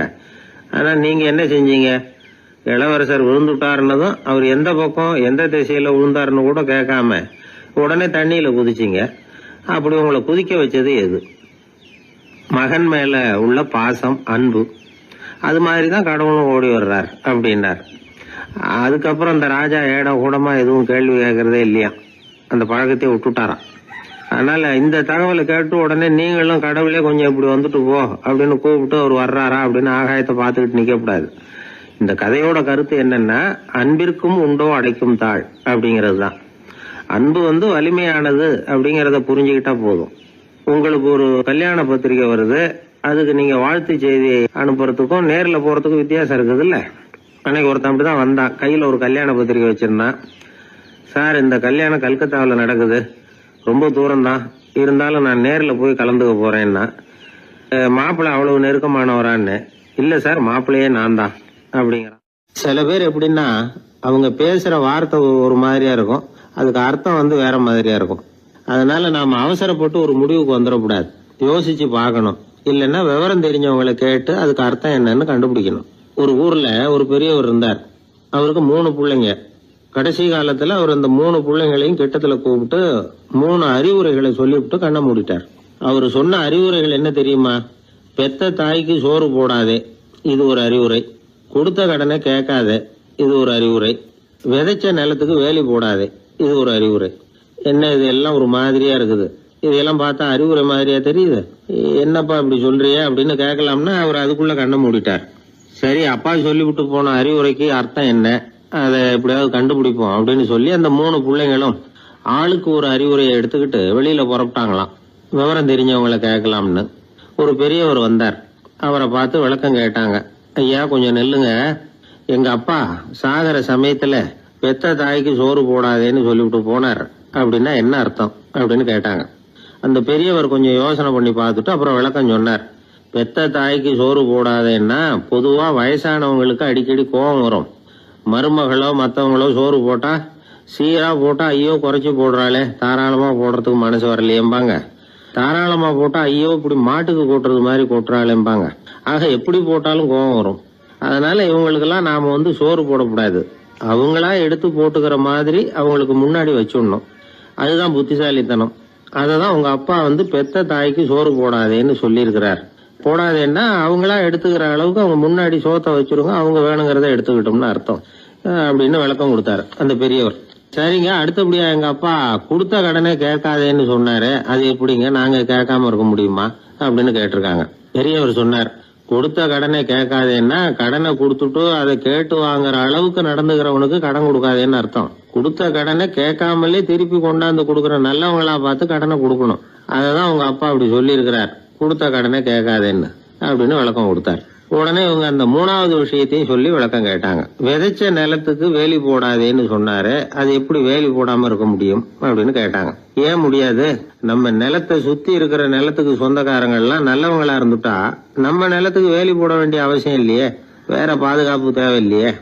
அதனால நல்லவங்க நிலத்துக்கு மத்தியில நம்ம நிலம் இருக்கிறது மாதிரி பாத்துக்கணும், அதுதான் அதுக்கு அர்த்தம் அப்படின்னாரு அந்த பெரியவர். அதுக்கு பிறகுதான் இந்த பிள்ளைங்களுக்கு அப்பா சொன்ன புத்திமதியோட பொருள் புரிஞ்சுதான்.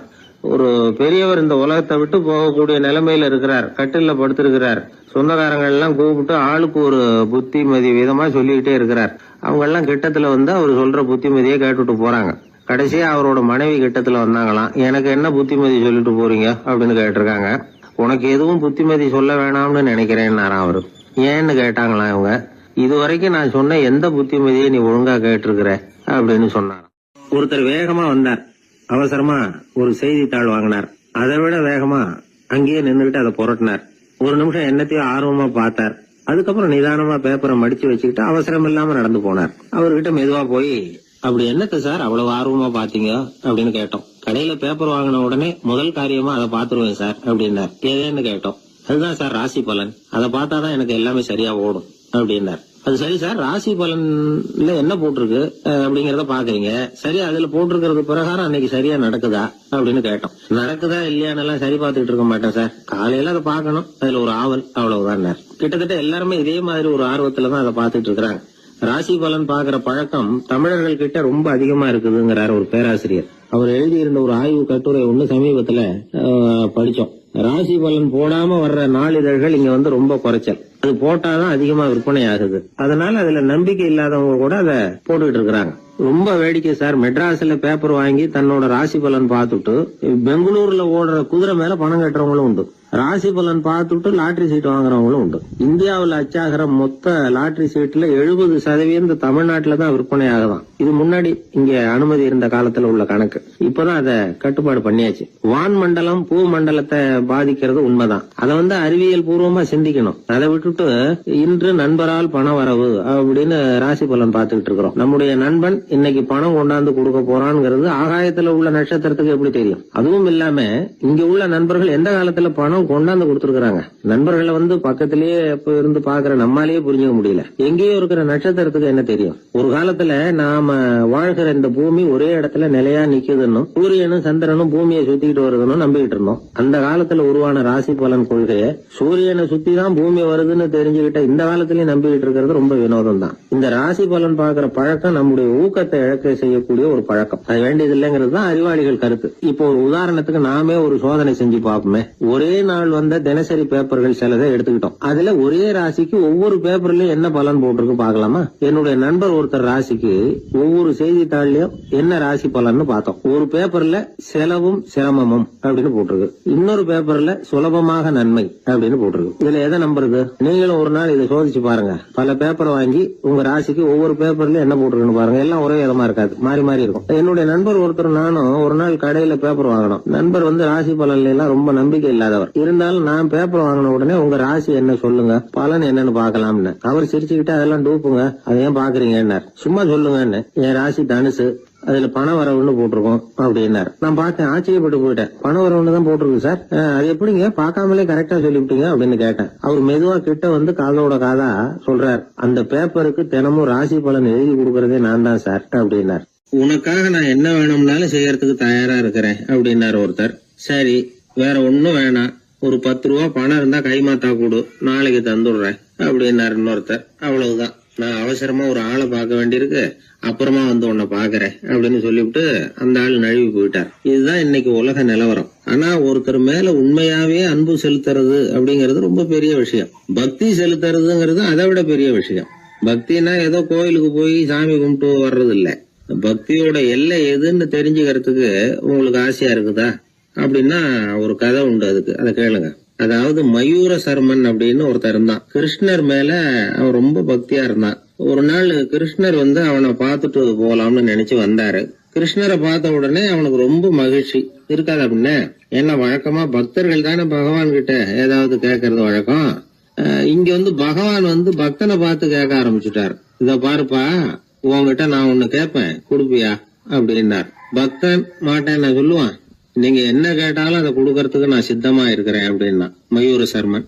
உன்னோட மகன் ஒருத்தன் இருக்கானே 5 வயசுல, அவன் தான் எனக்கு வேணும்னாரு. இவன் கொஞ்சம் கூட தயங்கல, சரி தந்தேன் அப்படின்னு சொல்லிவிட்டான். கிருஷ்ணர் பார்த்தார், அவன் உடம்பு பூராவும் எனக்கு தேவையில்லை, அவன் உடம்போட வலது பாகம் மட்டும் எனக்கு போதும்னார்.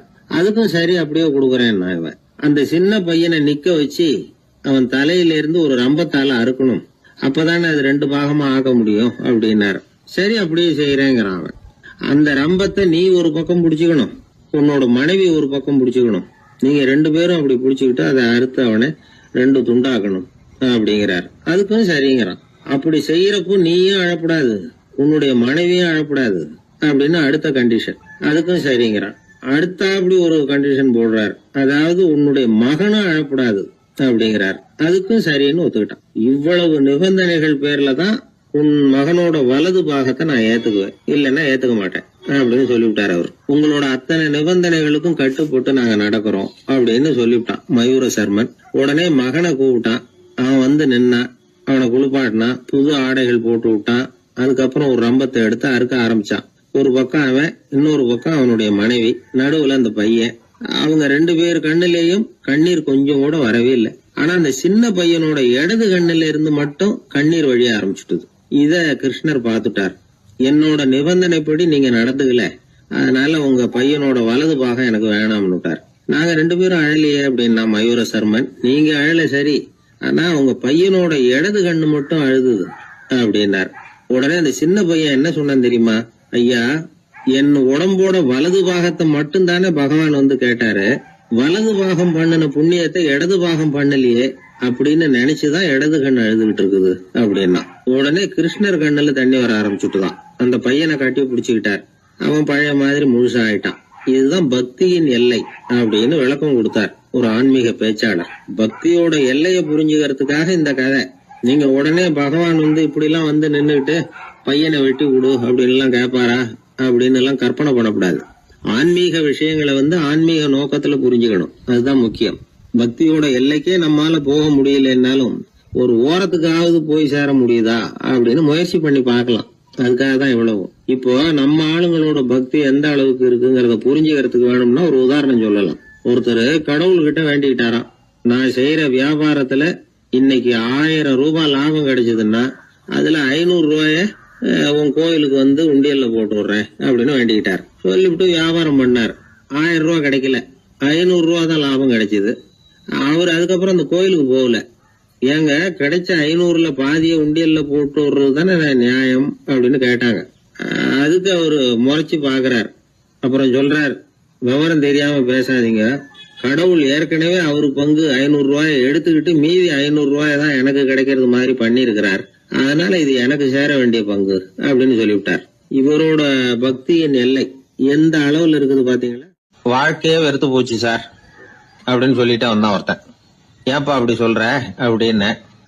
நான் இந்த உலகத்துக்கு தேவையே இல்லை சார் அப்படின்னா. இந்த உலகத்துல தேவையில்லாம எதுவுமே இல்லையே என்ன நிமிர்ந்து பார்த்தான். இப்போ உன் உடம்புல இருக்கிற காலை மட்டும் எடுத்துருவோமா, அது உனக்கு தேவையில்லை அப்படின்னு. அது எப்படி, நடக்கிறதுக்கு அது வேணாமான்னா. சரி அதை விட்டுரு, கையை மட்டும் எடுத்துருவோம் அப்படின்னு. அப்புறம் சாப்பிடுறது எப்படின்னா.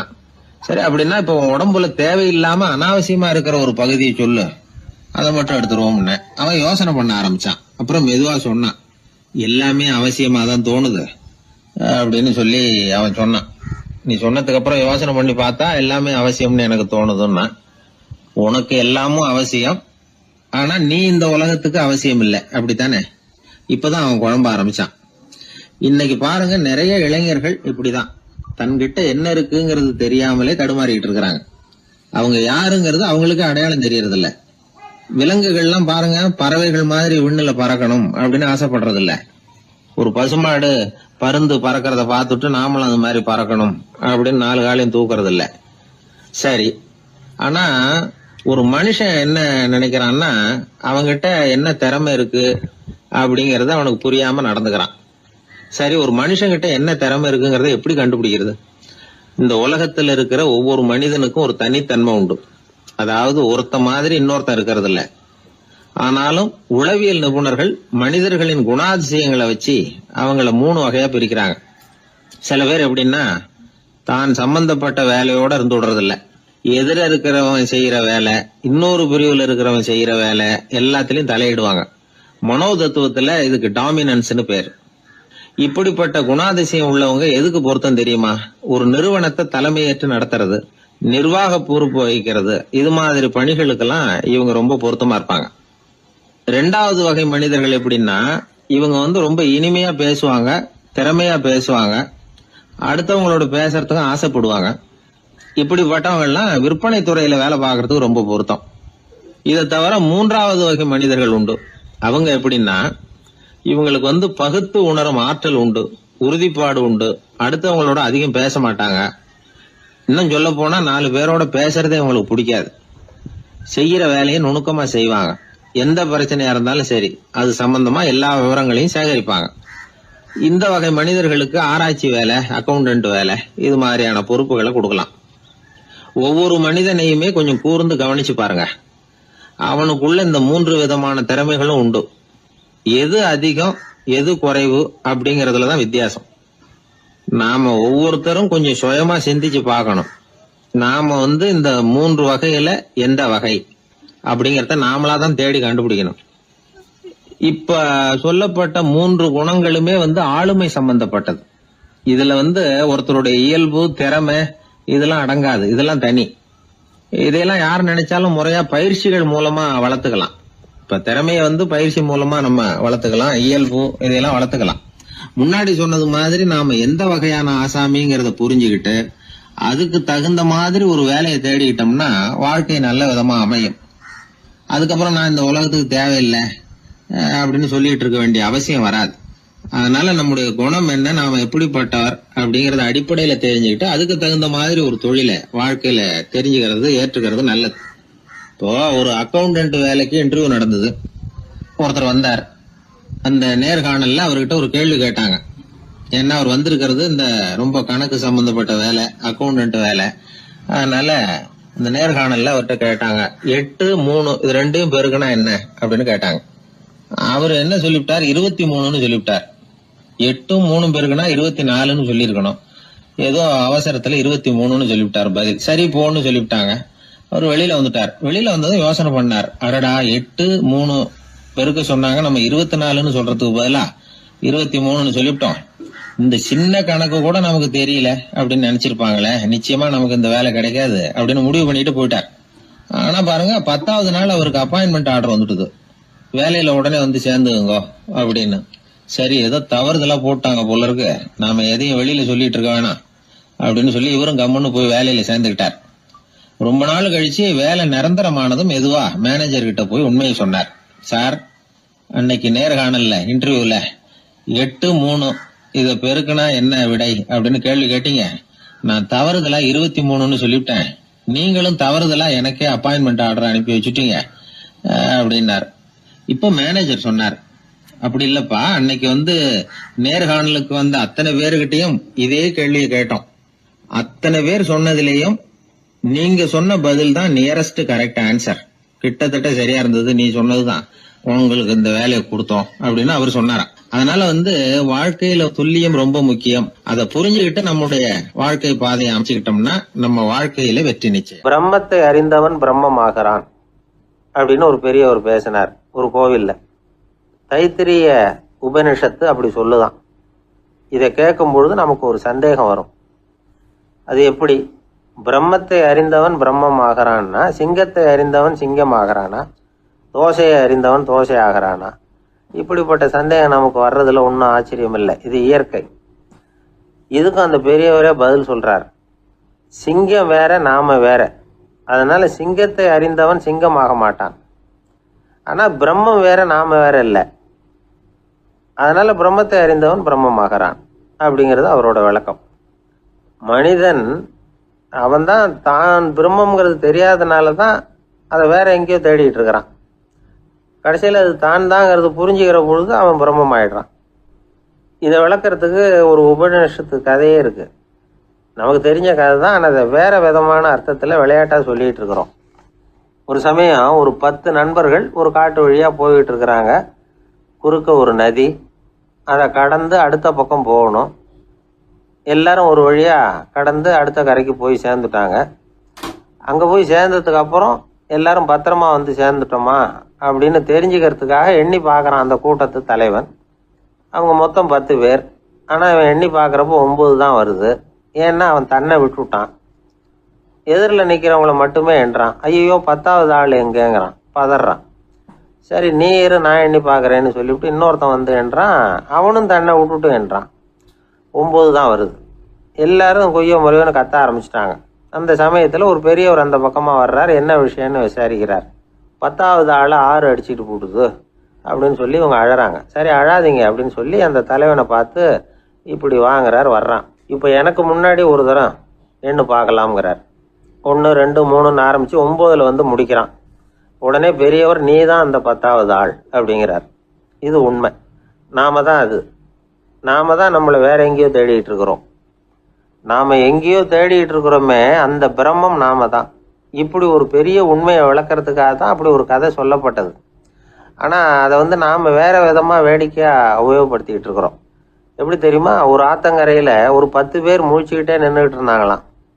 அந்த பக்கமாக வந்த ஒருத்தன் ஏன் இப்படி முழிச்சுக்கிட்டு நிற்கிறீங்கன்னு கேட்டிருக்கிறான். எங்களுக்கு நீச்சல் தெரியாது, நாங்கள்லாம் அடுத்த கரைக்கு போய் சேரணும் அப்படின்னு நாங்களாம். சரி நான் கொண்டுட்டு போய் விடுறேன். எல்லாரும் அக்கறைக்கு போய் சேர்ந்த உடனே ஆளுக்கு ₹1 வீதமாக மொத்தம் ₹10 எனக்கு கொடுக்கணும் அப்படின்ட்டுருக்கான் இவன். சரின்னு ஒத்துக்கிட்டாங்க. இவன் ஒவ்வொருத்தராக கையை பிடிச்சி மெதுவாக ஆற்றுல இறக்கி அழைச்சிட்டு போயிட்டான்.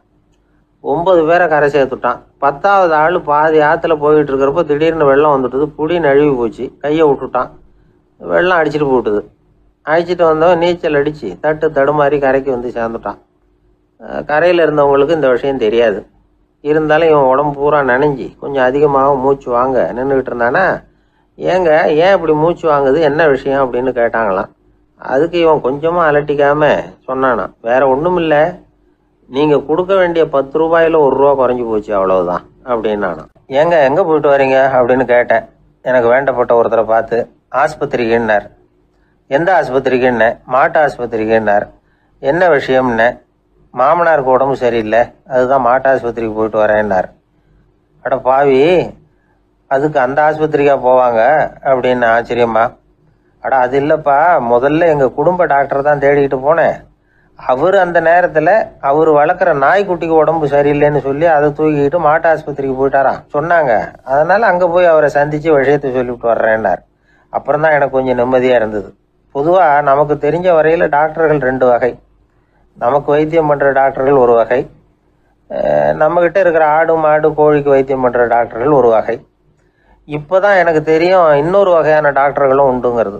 அது யாருன்னா பூச்சிகளுக்கு வைத்தியம் பண்ணுற டாக்டர்கள், அதாவது பூச்சி டாக்டர்கள்.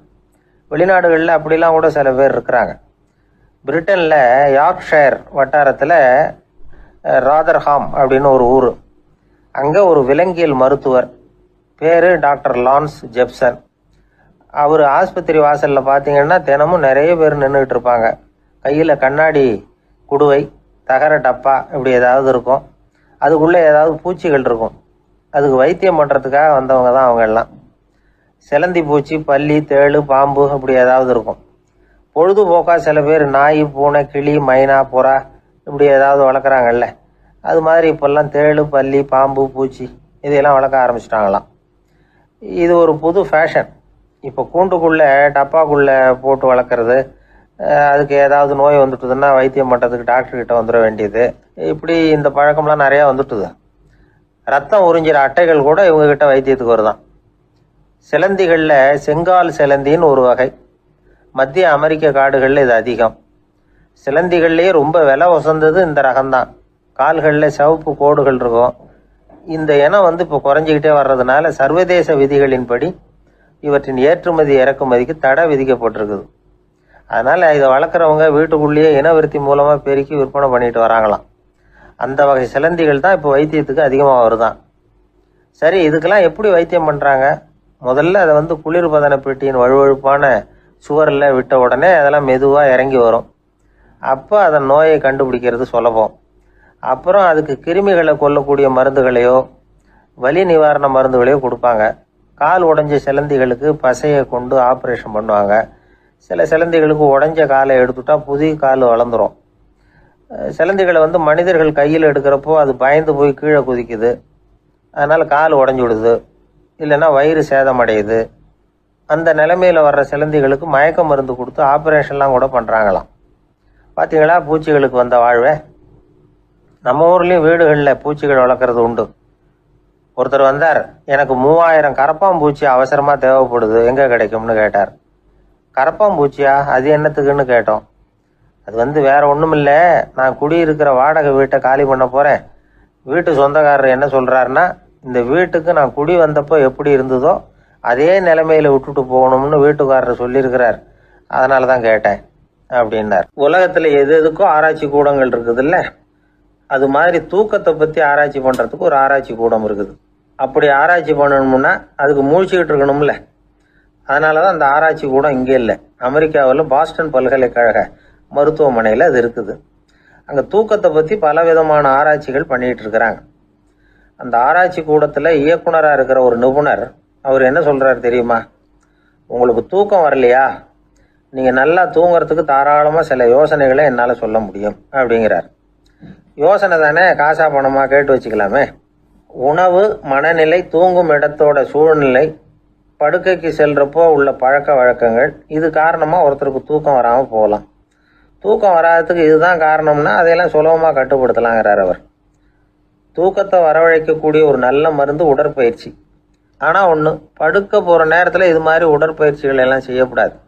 கொஞ்சம் முன்னாடி பகல்லையே இந்த பயிற்சிகளை செய்கிறது நல்லது. தூக்கம் வராமல் அவதிப்படுறவங்க பிற்பகல் நேரங்களில் காஃபி, டீ இது மாதிரி பானங்களை சாப்பிடக்கூடாது. மது அருந்துறது கூட தூக்கத்தை பாதிக்கும்.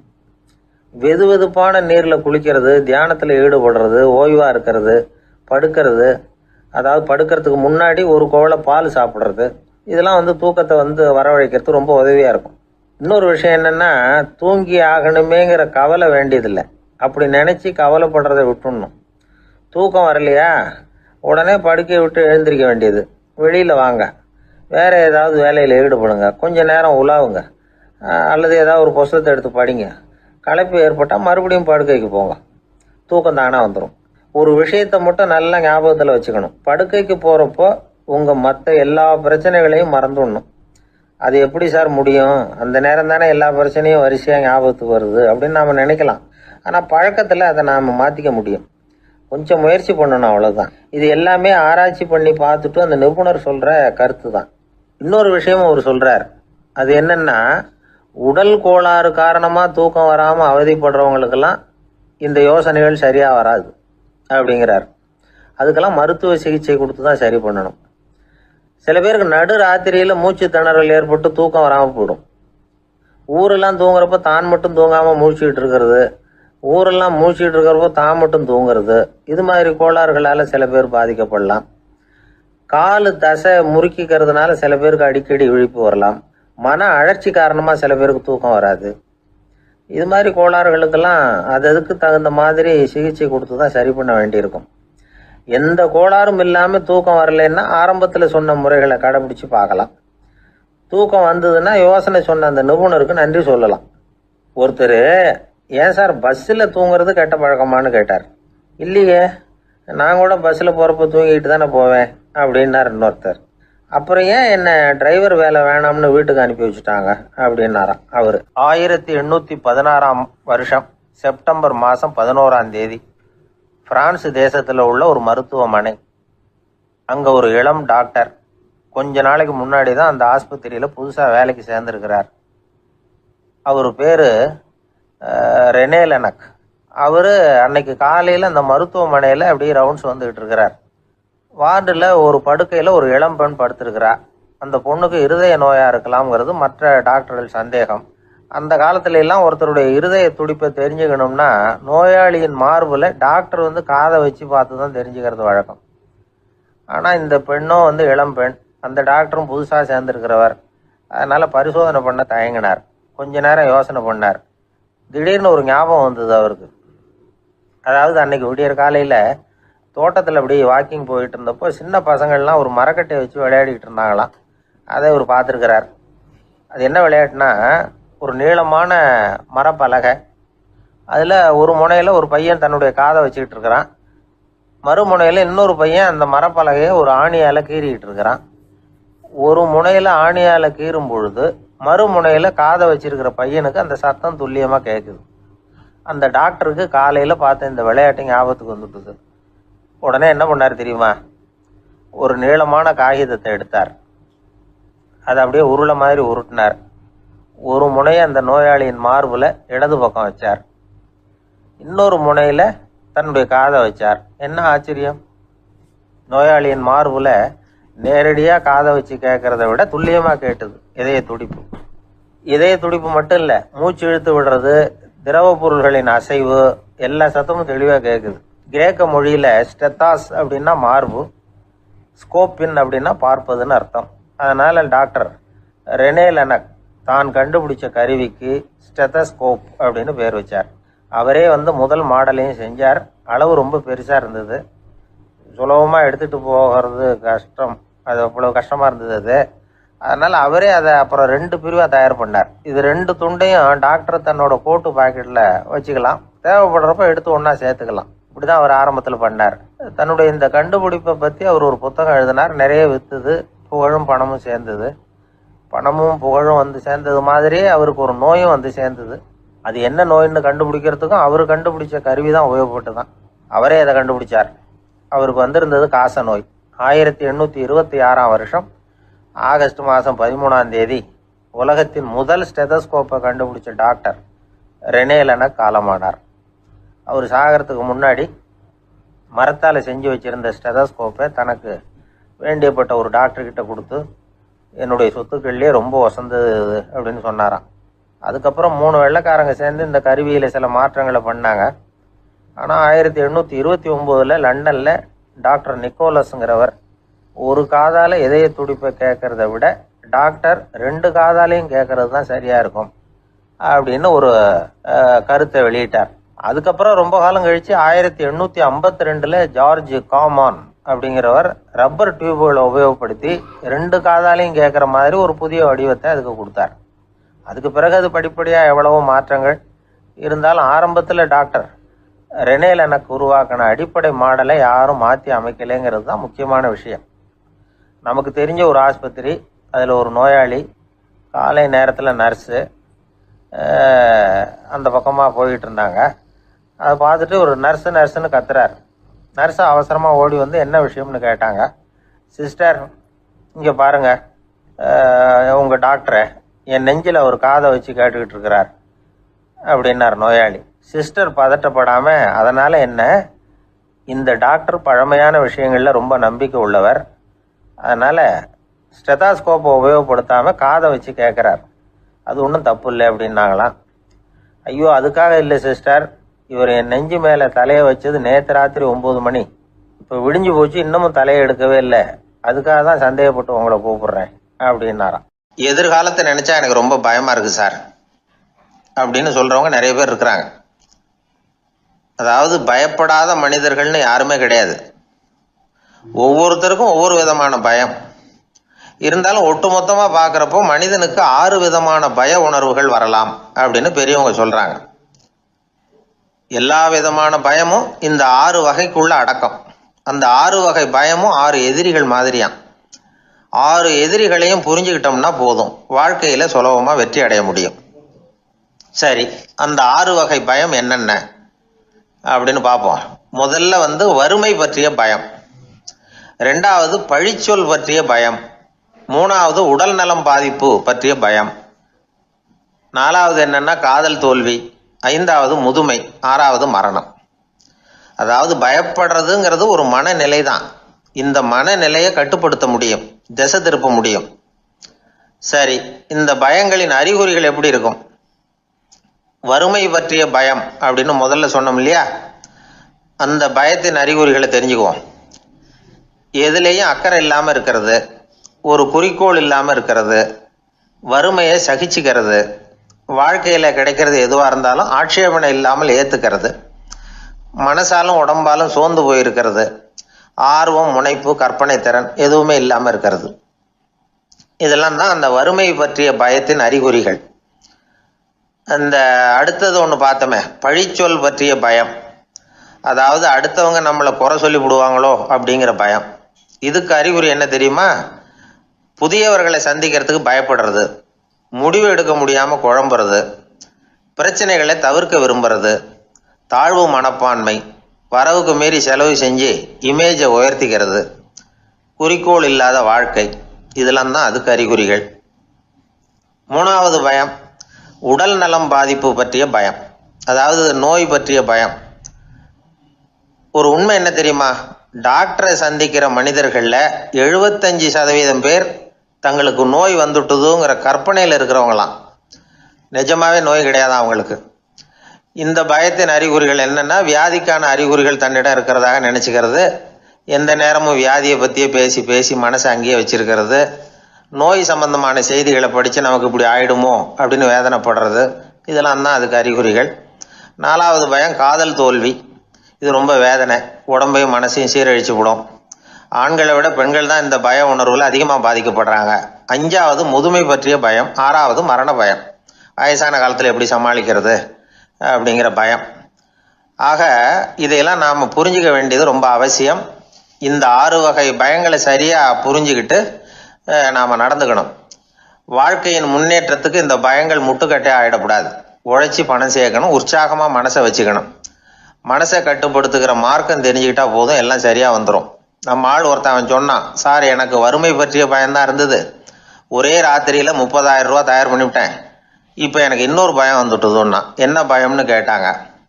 போலீஸு கண்டுபிடிச்சிருமோங்கிற பயம்னா. இது இந்த பயத்தில் அடங்காது. அதனால் அஞ்சி அஞ்சி சாவார், அஞ்சாத பொருள் இல்லை அப்படின்னு பாரதி சொன்னார் இல்லையா? அது மாதிரி பயத்தை புரிந்து கொண்டு அதற்கு தகுந்த மாதிரி நம்முடைய வாழ்க்கையை அமைத்து கொள்ள வேண்டும். அப்படி அமைத்து கொள்ளுகிறவர்களுக்கு வெற்றி நிச்சயம். அந்த காலத்துல எல்லாம் படிக்கிறதுங்கிறது எப்படி தெரியுமா? குருகுல வாசம் செஞ்சு படிக்கணும். ஆசிரியருங்கிறவர் ஆசிரமத்தில் இருப்பார். அங்கே போய் அவருக்கு தொண்டுகள் செய்யணும், துணிகள்லாம் துவைச்சி போடணும், தூங்கும்போது காலை பிடிச்சி விடணும், புழுக்கமாக இருந்தால் விசிறி மட்டை எடுத்து விசிறணும். அப்படியே அப்பப்போ அவர் சொல்லிக் கொடுக்குற பாடத்தையும் கற்றுக்கணும். அவர் சொல்லிக் கொடுக்குற பாடங்களை ஓலைச்சுவடிகளில் எழுதிக்கணும். இதுதான் குருகுல வாசம்ங்கிறது. இப்போ மாதிரிலாம் கிடையாது. ஆக குருகுல வாசம்ங்கிறது மனசையும் பண்படுத்தும், அறிவையும் பண்படுத்தும். அப்படி ஒரு பயிற்சி அது. அந்த காலத்தில் பஞ்சபாண்டவர்கள் ஒரு குருகுலத்தில் படிக்க போனாங்களாம். ஏற்கனவே அங்கே ஒரு 15 பேர் இருந்திருக்கிறாங்க. இவங்களையும் சேர்த்து மொத்தம் 20 பேர். எல்லாரும் ரொம்ப ஆர்வத்தோடு அங்கே தங்கி படிச்சுக்கிட்டு இருக்கிறாங்க. 2 வருஷம் ஓடி போச்சு. எல்லாரும் ஊருக்கு திரும்ப வேண்டிய நேரம். ஆசிரியர் ஒவ்வொருத்தராக கூப்பிட்டார். இது வரைக்கும் என்ன கற்றுக்கிட்ட அப்படின்னு கேட்டார். அவங்க தாங்கள் எழுதி வச்சிருந்ததை சொன்னாங்க, கற்றுக்கிட்டதை சொன்னாங்க. அங்கே படிக்க வந்தவங்க எல்லாருமே புத்திசாலிகள். அது மட்டும் இல்லை, பல பேர் அரச குடும்பத்தை சேர்ந்தவங்க, இளவரசர்களாக வேற இருக்கிறவங்க. அதனால் அவங்கக்கிட்ட அபாரமான கல்வி அறிவை எதிர்பார்த்தார். ஒருத்தன் வந்தான், தான் எழுதி வச்சிருந்த சரித்திர பாடம் பூராவையும் படித்து காட்டினான். இன்னொருத்தன் வந்தான், தான் எழுதி வச்சிருந்த பூகோள பாடம் பூராவையும் படித்து காட்டினான். இப்படி ஒவ்வொருத்தராக அவங்க படித்தது என்னங்கிறத படித்து காட்டிவிட்டு போனாங்க. கடைசியாக தர்மர் வந்தார், பேசாமல் நிற்கிறார். தன் கையில் இருந்த ஓலைச்சுவடி கேட்டால் அவர் பிரிக்கவே இல்லை. ஆசிரியர் இவர்கிட்ட தான் அதிகமாக எதிர்பார்த்தார். ஆனால் இவரும் பேசாமல் நின்றுட்டு இருக்கிறார். நீ என்ன கற்றுக்கிட்ட சொல்லு, ஓலைச்சுவடியை பிரித்து படினார் அந்த முனிவர். தர்மர் அசையவே இல்லை. மெதுவாக சொன்னார், ஐயா, நான் கற்றுக்கிட்டது ஒன்று தான், அதுதான் வாழ்க்கையில் எனக்கு ரொம்ப முக்கியமான பாடமாக அமையும் அப்படின்னார். என்னது, என்கிட்ட 2 வருஷ காலமாக படிச்சு விட்டு கடைசியில் கற்றுக்கிட்டது ஒன்று தானா அப்படின்னார் முனிவர். அவருக்கு ஒன்றும் புரியல. மற்ற மாணவர்களை விட இவர் பண்புகளில் உயர்ந்தவர், அறிவில் சிறந்தவர், வயசில் முதிர்ந்தவர். இவரே இப்படி சொன்னால் மற்றவங்க நிலைமை என்னத்துக்கு ஆறுது? அவங்க ரொம்பவும் கெட்டு போயிடுவாங்களே அப்படின்னு அவர் யோசனை பண்ணார். தர்மா, நல்லா யோசனை பண்ணி பதில் சொல்லு. 2 வருஷமாக நீ கற்றுக்கிட்டது என்ன அப்படின்னு தானே நான் கேட்குறேன், அதை கொஞ்சம் யோசனை பண்ணி சொல்லுன்னார் முனிவர் கொஞ்சம் கோபமாக. தர்மர் முகத்தில் எந்த மாறுதலுமே இல்லை. இல்லையா, 2 வருஷமாக நான் கற்றுக்கிட்ட முக்கியமான பாடம் ஒன்று தான்னார். இப்போ அந்த முனிவருக்கு கோபம் அதிகமாக வந்துடுச்சு. ஏன்பா, உனக்கு வெக்கமா இல்லையா? உன்னை விட வயசில் குறைஞ்சவங்க எவ்வளவு பாடம் கற்றுக்கிட்டு இருக்கிறாங்க, எவ்வளவு விரிவாக அவங்க படித்து காட்டினாங்க. நீயும் கூட நிறைய குறித்து வச்சிருக்கிற போல இருக்க, அதை ஏன் பிரித்து படிக்கக்கூடாது அப்படின்னார். ஐயா, நான் சொல்றது உங்களுக்கு ஏமாற்றமா இருந்தா என்னை மன்னிக்கணும். நான் ரொம்ப முக்கியமாக கற்றுக்கிட்டு இருக்கிறது ஒன்று தான், மற்ற எதையும் சொல்கிறதுக்கு விரும்பலைன்னார். மாணவர்கள்லாம் சிரிச்சுட்டாங்க. முனிவருக்கு கோபம் அளவுக்கு மீறி வந்துட்டு ஓங்கி அரைஞ்சு விட்டார் தருமரை அவர் கன்னத்தில். தருமர் கண்ணை செவந்து போட்டுது, கண்கள் கலங்கி போச்சு. ஆனாலும் அவர் அமைதியை இழக்கலை, தலை குனிஞ்சு நிற்கிறார். இவருடைய புடிவாதம் முனிவருக்கு இன்னும் ஆத்திரத்தை உண்டாக்கி விட்டது. இன்னொரு கன்னத்திலே அரைஞ்சார். எல்லாரும் பயந்து போய் அமைதியாக நின்றுட்டு இருக்கிறாங்க. முனிவர் கத்துறார், அப்படி நீ கற்றுக்கிட்ட அந்த முக்கியமான பாடம் தான் என்ன, அதையாவது சொல்லு அப்படின்னார். ஐயா, அதை மட்டும் ஒரு ஓலைச்சுவடியில் தனியாக குறித்து வச்சிருக்கிறேன், இந்தாங்க இதை நீங்களே படித்து பாருங்கன்னார். தருமர் ஓலைச்சுவடியை நீட்டினார். முனிவர் அதை வாங்கி பிரித்தார், சத்தம் போட்டு படித்தார். என்ன எழுதியிருக்காருன்னா, எப்படிப்பட்ட சோதனை ஏற்பட்டாலும் நிதானம் இழந்து கோபத்துக்கு ஆளாகக்கூடாது அப்படின்னு. இதுதான் அந்த ஓலைச்சுவடியில் அவர் எழுதி வச்சிருந்தது. அந்த ஒரு கணத்திலேயே முனிவரும் எல்லா மாணவர்களும் தருமரை புரிஞ்சுக்கிட்டாங்களாம். அவர் கற்றுக்கிட்டது ஏட்டு சுரக்காய் இல்லை, வாழ்க்கையில் பயன்படக்கூடிய முக்கியமான அனுபவ பாடம். முனிவர் கண்களில் கண்ணீர். தருமரை அன்போடு கட்டி தழுவிக்கிட்டார். அப்புறம் சொன்னார், தர்மா, என்னை மன்னிச்சுரு, நீ மாணவன் இல்லை, ஆசிரியன். நான் இது வரைக்கும் தெரிஞ்சிக்காத அனுபவ பாடத்தை நீ இப்போ எனக்கு கற்றுக் கொடுத்துட்ட அப்படின்னு சொன்னாராம். அதனால நிதானம் தவறக்கூடாதுங்கிறது ரொம்ப முக்கியமான ஒரு செய்தி. ஒரு ஆசிரியர் மாணவனை ஒரு கன்னத்தில் ஓங்கி அரைஞ்சுட்டார். இவன் நிதானம் தவறல, அமைதியாக நின்றுக்கிட்டு இருந்தான். அவர் ஒரு தடவை அரைஞ்சதும் எப்படி உன்னால நிதானம் தவறாமல் இருக்க முடிஞ்சுது அப்படின்னு கேட்டாங்க நண்பர்கள். அவன் சொன்னான், நான் நிதானம் தவறி இருந்தா எங்கள் வாத்தியார் இன்னொரு கன்னத்திலையும் அரைஞ்சிருப்பார், அது அதை விட பலமாக இருக்கும், அதனால தான் நான் அப்படி இருந்தேன் அப்படின்னு நானான். ஆக நாம தெரிந்து கொள்ள வேண்டியது, வாழ்க்கையில நிதானம் தவறாமல் இருக்க வேண்டும். அதுதான் வெற்றியின் ரகசியம். அந்த ஆளை கண்டா ஏன் இப்படி முகத்தை திருப்பிக்கிட்டு வர்றீங்க அப்படின்னு கேட்டார் ஒருத்தர் நண்பர்கிட்ட. எலெக்ஷனில் அவன் எதிர்த்து நின்னவன் சார், என்ன அவங்ககிட்ட நமக்கு என்ன பேச்சுவார்த்தை அப்படின்னாரான் ரொம்ப கோபமாக இவர். சரி, அந்த ஆள் யாருன்னு கேட்டேன். என் கூட பிறந்த தம்பி தான் சார் அப்படின்னார் அந்த கோபம் குறையாமல். அதாவது நம்ம ஊர் நிலவரம் இப்படி, அதாவது அண்ணனும் தம்பியும் எதிர்த்து நிற்பாங்க தேர்தலில், ஒருத்தர் கண்டா பேசிக்கிறது இல்லை. ஆனால் இங்கிலாந்தில் எப்படி தெரியுமா, அங்கே ஒரே மேடையில் போட்டி போடுற 2 வேட்பாளர்களும் பேசுவாங்களாம், பட்டிமன்றம் மாதிரி. ஒருத்தர் முதல்ல எழுந்திருப்பார், நான் இந்த தேர்தலில் வெற்றி பெற்றால் என்னென்ன செய்வேன் அப்படின்னு சொல்லிவிட்டு உட்காருவார். அதுக்கப்புறம் அடுத்தவர் எழுந்திருப்பார், அவர் சொல்லுவார், நான் வெற்றி பெற்றால் இந்த மக்களுக்கு என்னென்ன செய்வேன், இந்த நாட்டுக்கு என்னென்ன செய்வேன் அப்படிங்கிறத சொல்லிவிட்டு உட்காருவார். 2 பேரும் ஒரே மேடையில் பேசுவாங்க. மக்கள் 2 பேர் பேச்சையும் கேட்டுக்கிட்டு ஒரு முடிவுக்கு வருவாங்க. இதுதான் அங்கே உள்ள பழக்கம். இங்கே அப்படி இல்லை. இங்கே ஒருத்தர் பார்த்தாவே முகத்தை திருப்பிக்கிறது. ஒரு தடவை இது மாதிரி ஒரு கூட்டம் நடந்துகிட்டு இருக்கு அங்கே வெளிநாட்டில் தான். நேரத்துக்கு சரியாக ஒரு வேட்பாளர் வந்து சேரல. இது இங்கிலாந்தில் நடந்த நிகழ்ச்சி. அப்புறம் என்னாச்சுன்னா, ஒருத்தர் வந்துட்டாரு, இன்னொருத்தர் வந்து சேரல. அப்புறம் உடனே அந்த ஒருத்தர் வந்தவர் பேச ஆரம்பிச்சிட்டார். அதாவது அந்த இன்னொருத்தர் சார்பாகவே பேசிட்டாராம். அதாவது அவர் வரல, நான் அவர் சார்பாக நான் பேசிடுறேன். அதாவது அவர் ஜெயிச்சுட்டா அவர் என்னென்ன செய்வார் இந்த நாட்டுக்கு அப்படின்னு சொல்லி அவர் பக்கத்தில் உள்ள நியாயத்தை எடுத்து இவரே சொல்லிட்டாராம். இப்படிலாம் அங்கே நடந்துதான். இது எப்பேற்பட்ட தேர்தல் பண்பாடு பாருங்க. அதனால இன்னொரு விஷயம், இப்போ இங்கிலாந்துலாம் ஓட்டு கேட்குறப்ப வெற்றியா தோல்வியாங்கிறத ஓரளவுக்கு யூகிச்சு விடலாமா. இப்போ ஒரு வேட்பாளர் ஒரு வீட்டுக்கு முன்னாடி போய் நின்று எனக்கு ஓட்டு போடுங்கன்னு கேட்குறாருன்னு வச்சுங்களேன், அதுக்கு என்ன பார்த்து செய்கிறோம், போயிட்டு வாங்க அப்படின்னு சில வீடுகளில் வாசலில் நின்னே சொல்லி அனுப்பிச்சிருவாங்களாம். வேற சில வீடுகளில் எப்படின்னா, வேட்பாளரை வீட்டுக்குள்ளே கூப்பிட்டு காபி சாப்பிட சொல்லி உபசரித்து அதுக்கப்புறம் அனுப்பி வைக்கிறது வழக்கமாக. இதில் எந்த வீட்டு ஓட்டு நிச்சயம் தெரியுமா? வாசலில் நின்னே வழி அனுப்பி வச்சுடுறாங்க பாருங்க, அவங்க ஓட்டு நிச்சயம். உள்ளே கூப்பிட்டு காப்பி கொடுத்து அனுப்புகிறாங்க பாருங்க, அவங்க ஓட்டு நிச்சயம் இல்லையா. சரி, அப்புறம் ஏன் அந்த உபசரிப்பு அப்படின்னு கேட்டால் அதுக்கு ஒரு காரணத்தை சொல்கிறாங்க. அதாவது அது ஒரு அனுதாபத்தை தெரிவிக்கிற முறையா. ஐயோ பாவம், நாம் இவருக்கு ஓட்டு தான் போட போகிறதில்ல, எதையாவது செய்வோம், காப்பியாவது சாப்பிட்டு போகட்டும் அப்படிங்கிற எண்ணமா. இப்படி அந்த ஒரு பழக்கம். ஆக அந்த ஊரில் நிறைய காப்பி சாப்பிடணும்னு ஒருத்தர் ஆசைப்பட்டால் தேர்தலில் தோற்று போகிறதுக்கு தயாராக இருக்கணும். ஒரு சமயம் ஒரு ஊரில் தேர்தல் நடந்துதான். ஒரு தொகுதியில் நின்று தோற்று போன ஒருத்தர் கையில் ஒரு துப்பாக்கியோட ஊருக்குள்ளே சுற்றிக்கிட்டு இருந்தாராம். ஒரு போலீஸ்காரர் அவரை பார்த்துட்டு சந்தேகப்பட்டிருக்கார். அதனால் அவரை தடுத்து நிறுத்தி, என்ன இது துப்பாக்கியோட சுற்றுறீங்களேன்னு விசாரிச்சிருக்கார். இதுக்கு அவர் சொன்னாராம், சார், இந்த தொகுதியில் மொத்தம் 1,00,000 வாக்காளர்கள், அதில் எனக்கு 10,000 பேர் மட்டும்தான் எனக்கு ஓட்டு போட்டிருக்கிறாங்க. அப்படின்னா எனக்கு வேண்டாதவங்க இந்த தொகுதியில் 90,000 பேர் இருக்கிறாங்கன்னு அர்த்தம். இப்படி ஒரு சூழ்நிலையில் நான் என்னுடைய பாதுகாப்புக்கு ஆயுதம் இல்லாமல் நடமாடலாமா அப்படின்னு கேட்டாராம். எவ்வளவு எச்சரிக்கை பாருங்க. நம்ம ஊரில் சில பேர் ஓட்டு கேட்குற விதமே தனி. ஒருத்தர் ரொம்ப சாமர்த்தியமாக ஓட்டு கேட்பாராம். அவர் எப்படின்னா, ஒரு வீட்டுக்கு போகிறாருன்னு வச்சுங்களேன், அந்த நேரம் அந்த வீட்டுக்காரரு என்ன செஞ்சுக்கிட்டு இருக்கிறாரோ அதே வேலையை இவரும் கொஞ்ச நேரம் செய்வாராம், அவருக்கு ஒத்தாசையா. அதுக்கப்புறம் மெதுவாக பேச்சு கொடுப்பார், ஓட்டு கேட்பார், இது மாதிரி எலெக்ஷனில் நிற்கிறேன் கவனிக்கணும்னு. அது மாதிரி ஒரு தடவை அவர் போனப்போ அங்கே அவர் என்ன பண்ணிகிட்டு இருக்காரு, வீட்டுக்கு பின்னாடி மாட்டு கொட்டையில் பால் கறந்துக்கிட்டு இருக்கார் ஒரு பசுமாட்டுக்கிட்ட. அந்த வீட்டில் இவர் ஓட்டு கேட்க போனவர் இவர் ஓடி போய் இன்னொரு சொம்பை எடுத்துக்கிட்டு அதே மாட்டுக்கு இன்னொரு பக்கம் போய் உட்காந்துக்கிட்டு இவரும் பால் கறக்க ஆரம்பிச்சிட்டார். எதிர உட்காந்துட்டு இருக்காரு இவர் இந்த பக்கம் உட்காந்துருக்கார். கீழே கொஞ்சம் குனிஞ்சு பார்த்தா ஒருத்தர் முகத்தை ஒருத்தர் பார்க்கலாம். கொஞ்ச நேரம் ஆனதுக்கப்புறம் இவர் மெதுவாக அவர்கிட்ட பேச்சு கொடுத்தாராம், இது மாதிரி நான் எலெக்ஷனில் நிற்கிறேன், நீங்கள் ஓட்டு போடணும், அதுக்காக தான் வந்தேன்னாராம். அது முடியாதுங்களேன்னாராம் அவர். ஏன்னு கேட்டிருக்கார். நான் இந்த வீட்டுக்காரன் இல்லை, நானும் உன்ன மாதிரி ஓட்டு கேட்க வந்தவன் தான் அப்படின்னாராம் அவர். ஒரே ஒரு ஊரில் ஒரு ராஜா இருந்தாராம். அவர் நிறைய சம்பாதிக்கணும்னு திட்டம் போட்டார். தனக்காக சம்பாதிக்கணும்னு நினைக்கல, தன்னுடைய நாட்டுக்காக சம்பாதிக்கணும் அப்படின்னு நினைச்சார். அரசாங்க கருவூலத்தில் கையிருப்பு குறைச்சலாக இருந்தது. மக்கள்கிட்ட வரி விதிச்சாகணும், வேற வழி இல்லை. ஆனாலும் அந்த ராஜா மக்கள் கஷ்டப்படக்கூடாது அப்படின்னு நினைக்கிறவர். மக்கள் வரியையும் கட்டணும், அதே நேரத்தில் அவங்க சிரமப்படவும் கூடாது. இதுக்கு தகுந்த மாதிரி ஒரு திட்டம் போட்டார். அது பிரகாரம் என்ன பண்ணார்னா, அந்த நாட்டில் ஒரு 3 பெரிய குளங்களை தோண்டினார். அது நிறைய தண்ணீரை நிரப்புனார். அதுக்கப்புறம் எங்கேயோ தேடி பிடிச்சி 3 விதமான மீன்களை கொண்டுகிட்டு வந்தார். அந்த 3 குளங்கள்லையும் விட்டார். அதை ஒவ்வொரு குளத்துலேயும் ஒவ்வொரு விதமான மீன்கள்.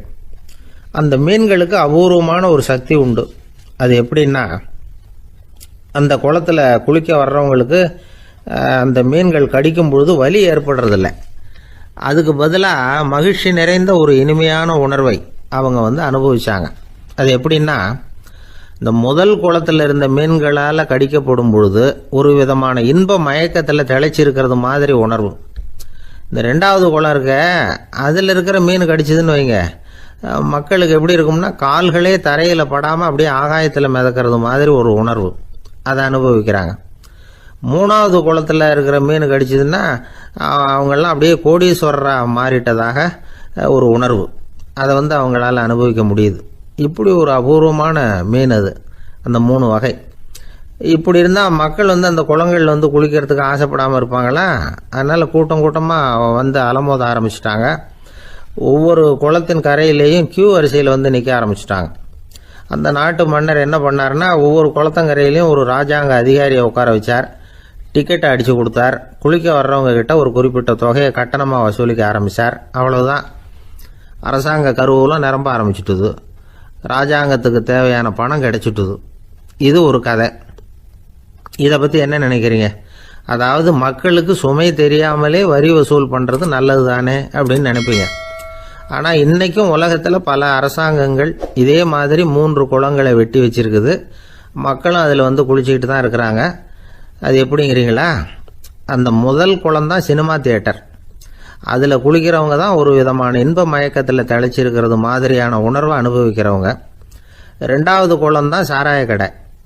இந்த குளத்தில் குளிக்கிறவங்க தான் கால்களே தரையில் படாமல் ஆகாயத்தில் மிதக்கிறது மாதிரி உணர்வை அனுபவிக்கிறவங்க. 3வது குளம் லாட்ரி டிக்கெட்.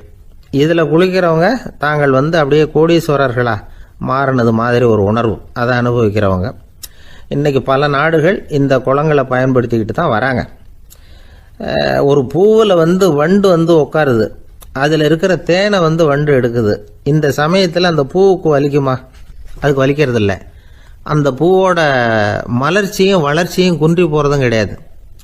ஒரு ராஜா மக்கள்கிட்ட வரி வசூல் பண்ணும் பொழுது மக்களுக்கு சிரமமும் தெரியக்கூடாது, அதே நேரத்தை அதனால் அவங்க வாழ்க்கையும் கெட்டு போயிடக்கூடாது. அது மாதிரி வரி வசூல் பண்ணணுமா. இது காளிதாசனின் ரகுவம்சத்தில் காணப்படுகிற ஒரு கருத்து. ஒரு சின்ன குழந்தை தவறுதலாக ஒரு 25 காசு நாணயத்தை மூழ்கி விட்டுது. காசு வயத்துக்குள்ளே போயிட்டுது. அந்த குழந்தையோட தாய் உடனே குழந்தைய தூக்கிட்டு ஆஸ்பத்திரிக்கு புறப்பட்டாங்க. அப்போ அந்த பக்கமாக ஒருத்தர் வந்தார் தெருவில். என்ன விவரம்னு கேட்டார். இவங்க சொன்னாங்க, குழந்தை காசை முழுங்கிட்டுது, அதுதான் அவசரமாக ஆஸ்பத்திரிக்கு தூக்கிட்டு ஓடுறேன் அப்படின்னாங்க. அவர் சொன்னார், கவலைப்படாதம்மா, உடனே இப்படி கொடுங்க குழந்தைய அப்படின்னு கையில் வாங்கினார். ஒரு கையில் அந்த குழந்தையோட கால் 2ஐயும் பிடிச்சி தலைகீழாக தூக்கி பிடிச்சார். இன்னொரு கையால் அந்த குழந்தையோட வயத்தில் குறிப்பாக ஒரு இடத்துல அப்படியே தேடி அந்த சுட்டு விரலால் ஒரு இடத்துல பொட்டுன்னு தட்டினார். உடனே காசு அந்த குழந்தையோட வாய் வழியாக வெளியில் வந்து விழுந்துட்டுது. காசை எடுத்துக்கிட்டு இந்தாங்கம்மா உங்கள் குழந்தை அப்படின்னார். ரொம்ப நன்றிங்க, நிச்சயமாக நீங்கள் ஒரு டாக்டராக தான் இருக்கணும், என்னுடைய யூகம் சரிதானே அப்படின்னாங்களாம் அந்த அம்மா. அதுக்கு அவர் இல்லைங்க, நான் ஒரு இன்கம் டேக்ஸ் ஆஃபீஸர், வருமான வரி அதிகாரி அப்படின்னு சொல்லிவிட்டு போனாராம். ஒரு ஆள் இருந்தார், விலங்குகள் பேரில் அவருக்கு ரொம்பவும் பிரியம். அதனால் தன்னுடைய வீட்டில் ஒரு நாயை வளர்த்தார். அதே மாதிரி கழுதையையும் வளர்த்தார். அந்த கழுதை அவர் வீட்டு கொல்லை பக்கத்தில் நின்றுக்கிட்டு இருக்கும். ஏதாவது பொதி சுமக்கிற வேலை இருந்ததுன்னா அதை கவனிச்சிக்கும். அந்த நாய் வீட்டுக்குள்ளே இருக்கும். நாய்க்கு அந்த வீட்டில் ராஜ உபசாரம் தான். அதுக்கு அந்த வீட்டில் ஏகப்பட்ட மரியாதை. குளிக்கிறதுக்கு தனியாக சோப்பு, 2 வேளையும் பால், பிஸ்கட்டு, மத்தியானம் சாப்பாடு. அதுக்கு ஏதாவது உடம்பு சரியில்லைன்னா உடனே ஆஸ்பத்திரி வைத்தியம். ரொம்ப கொடுத்து வச்ச நாய். அந்த வீட்டு தலைவர் வெளியில் அப்படியே நடைப்பயிற்சி போனால் கூடவே இதுவும் போகும். அவர் மட்டும் தனியாக எங்கேயாவது வெளியில் போயிட்டு வந்தால் வீட்டுக்கு வந்த உடனே அந்த நாய் அவர்கிட்ட ஓடி வரும். அப்படியே எழும்பி முன்னங்கால் 2ஐயும் அவர் தோள் மேலே போட்டுக்கும். அவர் சிரிச்சுக்கிட்டே அது தலையில் செல்லமாக தட்டுவார். அவர் ஈசி சேரில் சாஞ்சிக்கிட்டு டிவி பார்ப்பார், பேப்பர் படிப்பார். அப்போலாம் அந்த நாய் அவருடைய காலடியில் படுத்துக்கும். அப்போ கூட அவர் அது தலையை செல்லமாக தடவி கொடுப்பார். அந்த நாய் படுக்கிறதுக்குன்னே ஒரு மெத்தை, சில சமயம் அது அங்கே இருக்கிற மேஜை நாற்காலி மேலே கூட ஏறி விளையாடும். சோபாவில் ஏறி உட்காந்துக்கும். இவ்வளவு செல்வாக்காக வளர்ந்தது அந்த நாய். இதையெல்லாம் அந்த கழுதை பார்த்துக்கிட்டே இருக்குது கொல்லை பக்கத்தில் இருந்து. பார்த்துட்டு அது யோசிக்க ஆரம்பிச்சுதான், என்ன இது, இந்த வீட்டில் நாம தான் கழுதையாக உழைக்கிறோம், பொதி சுமக்கிறோம், நமக்கு ஒரு நல்ல சாப்பாடு கிடையாது, படுக்கை கிடையாது, ஒரு நாளாவது நம்ம தலையையோ முதுகையோ தடவி கொடுத்தது கிடையாது. ஆனால் அந்த நாய் இந்த வீட்டுக்காக ஒரு துரும்ப கூட அசைச்சதில்லை. அதை போய் இந்த வீட்டில் உள்ளவங்க இப்படி தலையில் வச்சு தாங்குறாங்களே அப்படின்னு யோசிச்சுதான் அந்த கழுதை. ரொம்ப நேரம் யோசிச்சுவிட்டு அதுக்கப்புறம் ஒரு முடிவுக்கு வந்திருக்குது. சரி, இனிமேல் நாமளும் அந்த நாய் மாதிரியே நடந்து பார்ப்போம், அது மாதிரியே பிஹேவ் பண்ணுவோம், அப்போவாவது நமக்கும் அந்த மரியாதை கிடைக்குதா பார்க்கலாம் அப்படின்னு ஒரு திட்டம் போட்டுது மனசுக்குள்ள. உடனே அந்த திட்டத்தை செயல்படுத்தவும் ஆரம்பிச்சுது. அதாவது அந்த வீட்டில் அந்த நாய் என்னென்ன செய்யுதோ அதையெல்லாம் இதுவும் செய்ய ஆரம்பிச்சுட்டுது. அந்த வீட்டு எஜமான் எங்கேயோ வெளியில் சுற்றிவிட்டு ரொம்ப அசந்து போய் வீட்டுக்கு திரும்பி வந்துகிட்டு இருந்தான். உடனே இந்த கழுதை என்ன பண்ணுச்சு தெரியுமா, அவங்ககிட்ட ஓடி போச்சு. ஓடி போய் அந்த நாய் என்ன பண்ணுமோ அது மாதிரியே பண்ணிச்சு. அதாவது அந்த ஆள் தோள் மேலே தன்னுடைய முன்னங்கால் 2ஐயும் தூக்கி போட்டு விடுது. அந்த ஆள் பயந்து போயிட்டான். அவனுக்கு ஒன்றும் புரியல, இது ஏன் இப்படி பண்ணுதுன்னு கொஞ்சம் ஒதுங்கி நின்னான். இது அவனை சுற்றி சுற்றி வருது, நாய் மாதிரி வாழை ஆட்டிக்கிட்டே சுற்றி சுற்றி வருது கழுதை. அவன் கிடுகிடுன்னு வீட்டுக்குள்ளே ஓடினான். இதுவும் பின்னாடியே ஓடிச்சு. அங்கே போய் நாய் மாதிரியே மேஜை நாற்காலி மேலே ஏறி குதிச்சு விளையாட ஆரம்பிச்சுட்டுது. சோபாவில் ஏறி உட்காருது. மேஜையில் இருந்த சாமான்லாம் கீழே விழுந்து உடையுது. கழுதை மேஜை மேலே ஏறி குதிச்சா என்னத்துக்கு ஆகும்? அந்த ஆள் பார்த்தான், சரி இந்த கழுதைக்கு என்னமோ ஆயிட்டுது அப்படின்னு முடிவு பண்ணான். ஒரு நல்ல கயரா பார்த்து கொண்டாந்தான். அது கால்லையும் கழுத்துலையும் கட்டினான். தரன்னு இழுத்துட்டு போனான். அடித்து கொல்லை பக்கத்தில் கட்டி போட்டுவிட்டான். அண்ணன் ஆகாரம் எதுவும்